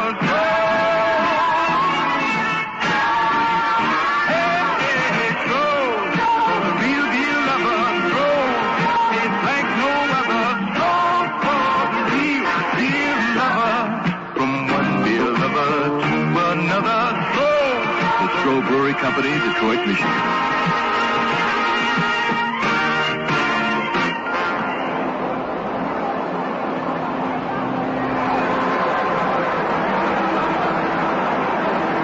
Well, here in the bottom of the 8th inning, a young man goes to the mound for the Chicago Cubs.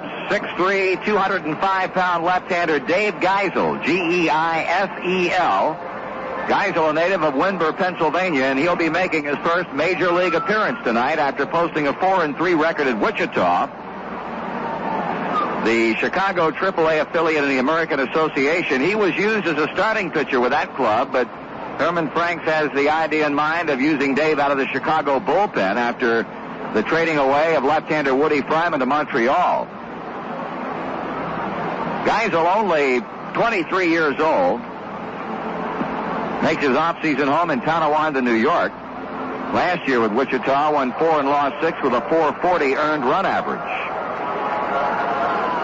Well, he'll be facing here in the home 8th inning Joe Morgan, George Foster, and Danny Dreesen. Morgan with 2 of Cincinnati's 5 hits, both singles.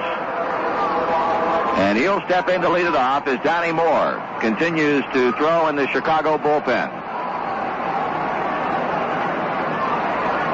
Geisel following to the mound, Dennis Lamp and Willie Hernandez.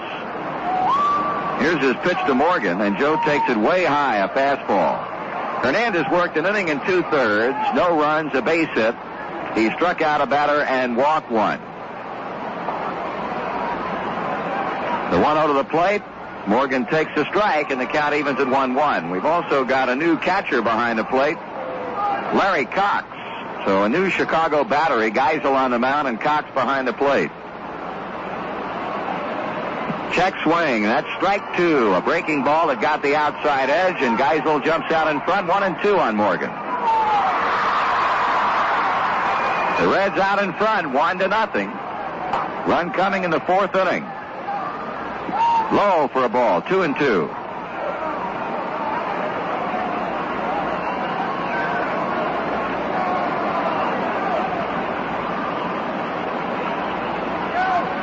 Morgan swings, sends a fly ball into left center field, but Kingman playing him that way, reaches up and makes the catch. One away, here's Foster. George struck out in the 1st inning, hit the fly ball to right in the 4th that Gene Kleins could not handle. By the time he was able to run it down and get the ball back into the infield, George was standing at 3rd, and he later on scored on a sacrifice fly by Donnie Werner. Well, George, officially 0 for 2, was intentionally walked in the 6th inning after Morgan had a base hit and then stole second. Geisel delivers, and Foster looks at a high fastball. You're thinking about that Chicago 9th inning. They will send up the top of the order, DeJesus, Kleins, and Bittner.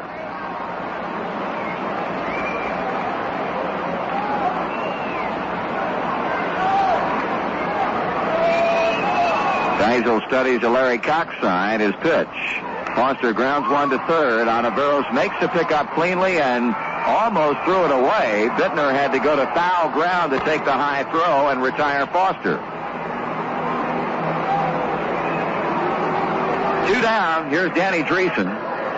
He's 0 for 3 with a fly ball to left, a ground out to 1st, and a bounce out to 2nd.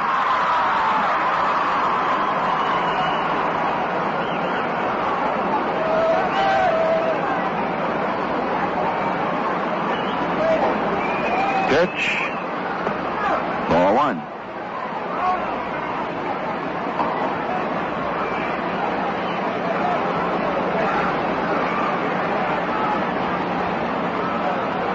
That's a high fastball, and Dreesen is in front. 2 balls and no strikes.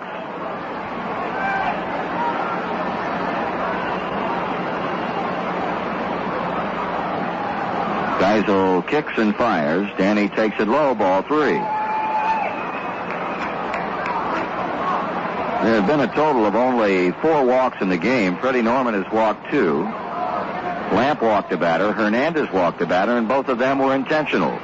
Dreesen swinging away and grounds a diving stop by Bittner. Turns, throws to Geisel out at first base.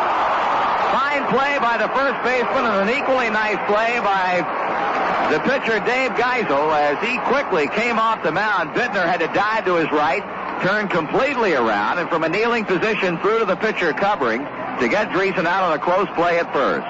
The Reds are out in order. We go to the 9th inning with a score. Cincinnati 1 and Chicago nothing. At North City Ford, have we got a car for you? Have we got the car for you? They're all sitting here, shiny and new. We'll make you an offer, you'll say, out of sight. And we've got the people to service it right. Come on in and we'll show them to you. Have we got the car for you?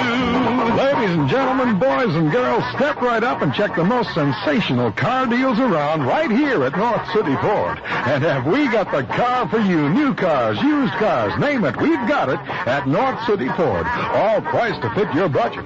So if anybody asks you where the best deals are, tell them North City Ford. Come on in and we'll show them to you. Yes, we've got the car for you. At North City Ford, take the Providence exit off the Pennyrile to Ramada Drive. Have we got a car for you? At the end of 8 innings of play, Cincinnati with the only run scored in the night, that back in the 4th inning, and Freddie Norman is entering the ninth, 3 outs away from his first complete game of the season and his 7th victory. De Jesus, Kleins, and Bittner are the scheduled batters here in the 9th inning. The Chicago leadoff batter has gone 0 for 1. He popped up to Dreesen in the 1st inning, has since drawn a walk, and in the 6th inning laid down a sacrifice bunt. Now, many times have we pointed out in such a game as this, when 1 run separates the 2 teams, that first batter and what he does is all important. If Norman can get him out, you take away the sacrifice bunt. Here's a pitch, swung on and hit on a bounce to Morgan. He throws to Dreesen, and there's the first out.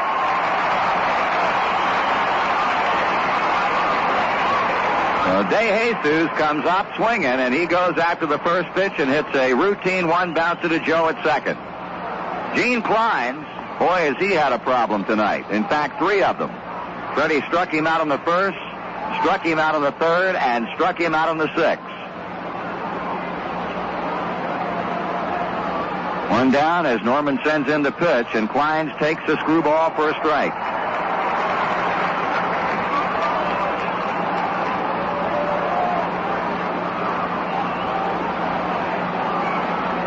Ready to the bill of the cap, shakes off Werner. Now rocks and fires. Kleins takes this one as it bounces by Werner. And the count goes 1 ball and 1 strike.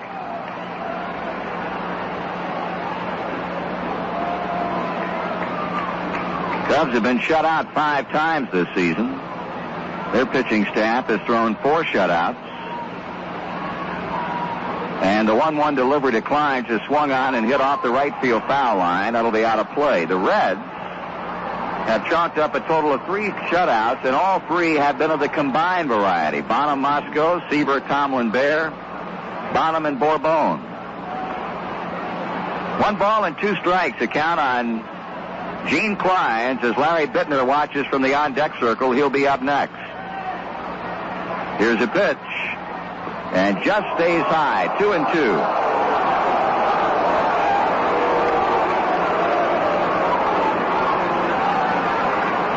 Two balls and 2 strikes on Kleins.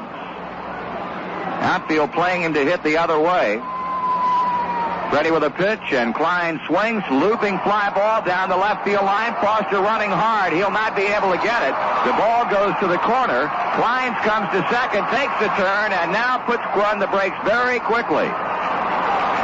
So Gene Klein, trying to atone for the error back in the 4th inning that led the way to the Cincinnati run, doubles down the left field line. As we mentioned, the Reds outfield was playing him to hit the other way, and he pulled the ball. And so Kleins is out at second base. representing the tying run, and the batter will be Larry Bittner.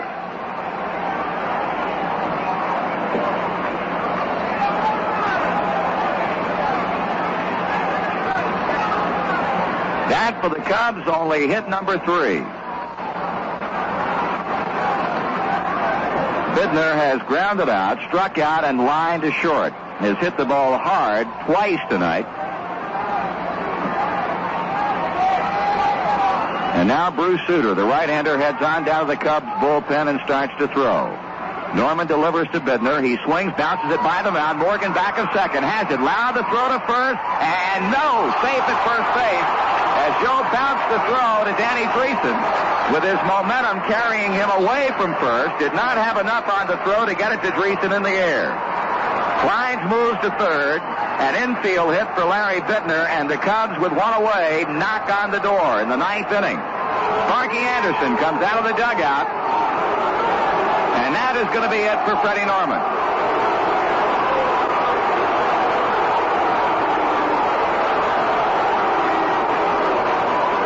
Those in attendance who do not agree with the move that Sparky's making right now, but when you consider Dave Kingman is coming to the plate and you bring in hard-throwing right-hander Doug Baer, Freddie Norman has certainly done his job as he leads, and now the pressure goes on the shoulders of the young Ohioan Doug Baer, who will be coming in with Kleins at third and Bittner at first and one away. Right now, we'll pause and be back with more Reds-Cubs 9th inning action in just a moment. There are 2 things I remember about 58. I spent more on oil for my hair than on oil from a car. And I bought my first Chevy. It's also the year I started using Champions. Now in 66, I remember 2 more things. A silver Corvette and a redhead named Georgette. No matter where you are, it's Champion. This year I got myself a Chevy wagon. 4 more things to remember. Billy Jr., Billy Joe, Billy Jean, and Billy Bob. Now, I've had a lot of different kinds of Chevys over the years, but one kind of spark plug, Champion. You can't buy a better plug for any kind of car than Champion. Champion. You can't buy a better plug no matter where you are than Champion. Champion number 1 in the world. Number 1 in your car. Did I forget someone? Did I forget Billy Jack? Well, the Cubs with runners at first and third and 1 down, as Freddie Norman now will watch anxiously from the Cincinnati dugout to see how hard-throwing Doug Baer can fare against Dave Kingman. Right now, Joe Morgan is in behind the mound talking with Doug, who will be making his 26th relief appearance. He has saved 9 games to lead the Reds bullpenners. He has shown a record of a win and 2 losses and a microscopic 129 earned run average.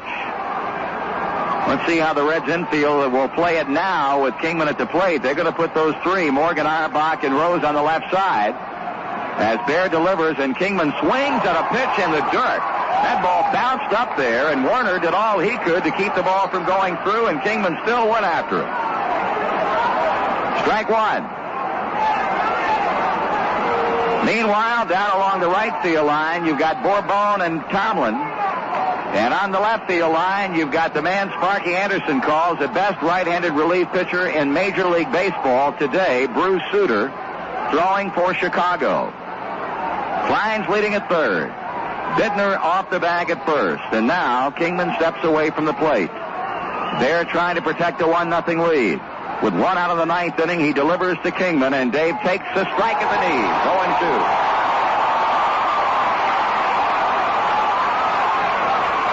Freddie Norman pitching 8 1/3 brilliant innings, giving up but 4 base hits. But, of course, the 2 men on base, his responsibility. Again, Morgan is at the mound. And now heads on back to his position as Kingman will climb back in to look at the 2-strike pitch from Baer. Doug sights his sign, he stretches, and he pitches. Swing and a miss. He struck him out.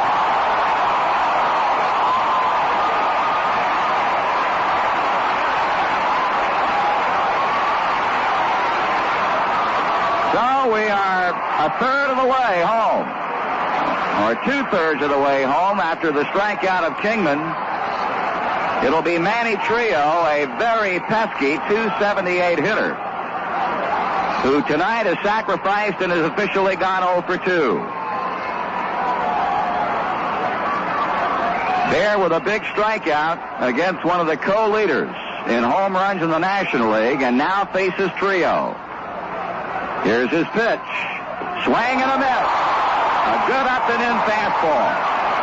Allows Doug Bear to jump out in front.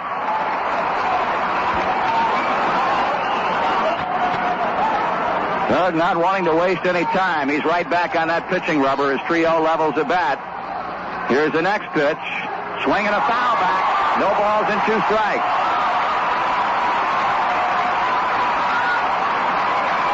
Donnie Warner running out to the mound as Doug Bear gets a new baseball from Ed Montague. This young Cincinnati battery of Warner and Bear briefly talk it over. And Doug now goes back to the mound as Don settles in behind the plate. No balls and 2 strikes. Manny Trio. Kleins at third, the tying run. Bittner at first, the go-ahead. 2 away in the bottom of the 9th inning. The Reds lead 1-0. Bear sends in the pitch. Trio takes strike 3, and this one belongs to the Reds. Well, a brilliant pitching effort tonight from first Freddie Norman and then Doug Bear, as Doug comes out of the bullpen to chalk up strikeouts of Kingman and Trio to end the game. In the 9th inning, no runs, 2 hits, and 2 left. The final score tonight, the Reds 1, the Cubs 0. We'll be back in just a moment.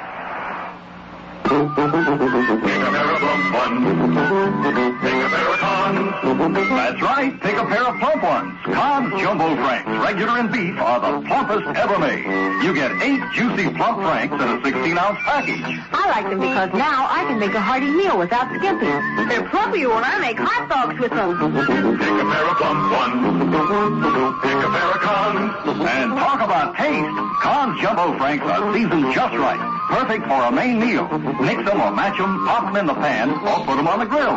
See how they plump right up, just like tender, meaty Franks should.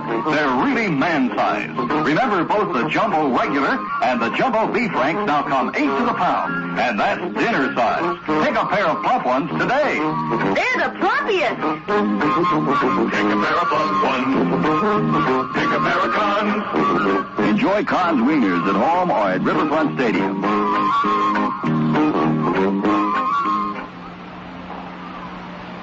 Well, we just brought the curtain down on a real thriller at Riverfront Stadium tonight. Doug Bear, what a job he did after Freddie Norman went into the 9th inning trying to close him out and chalk up his 16th career shutout, but giving up 1-out base hits to Gene Kleins, a double, and he moves to third on the infield hit by Larry Bittner. At that point, Sparky Anderson brought on his bread and butter, Doug Bear. He promptly struck out Dave Kingman and then got a called third strike by Manny Trio to end the game. The Reds had a run on 5 hits, no errors and stranded 7. The Cubs had no runs on 4 hits. They committed 1 error and left 5 men on base. Norman, the winning pitcher, 7 wins and 3 defeats on the year for Fred, as Bear chalks up his 10th save, and the loss goes to Dennis Lamp, who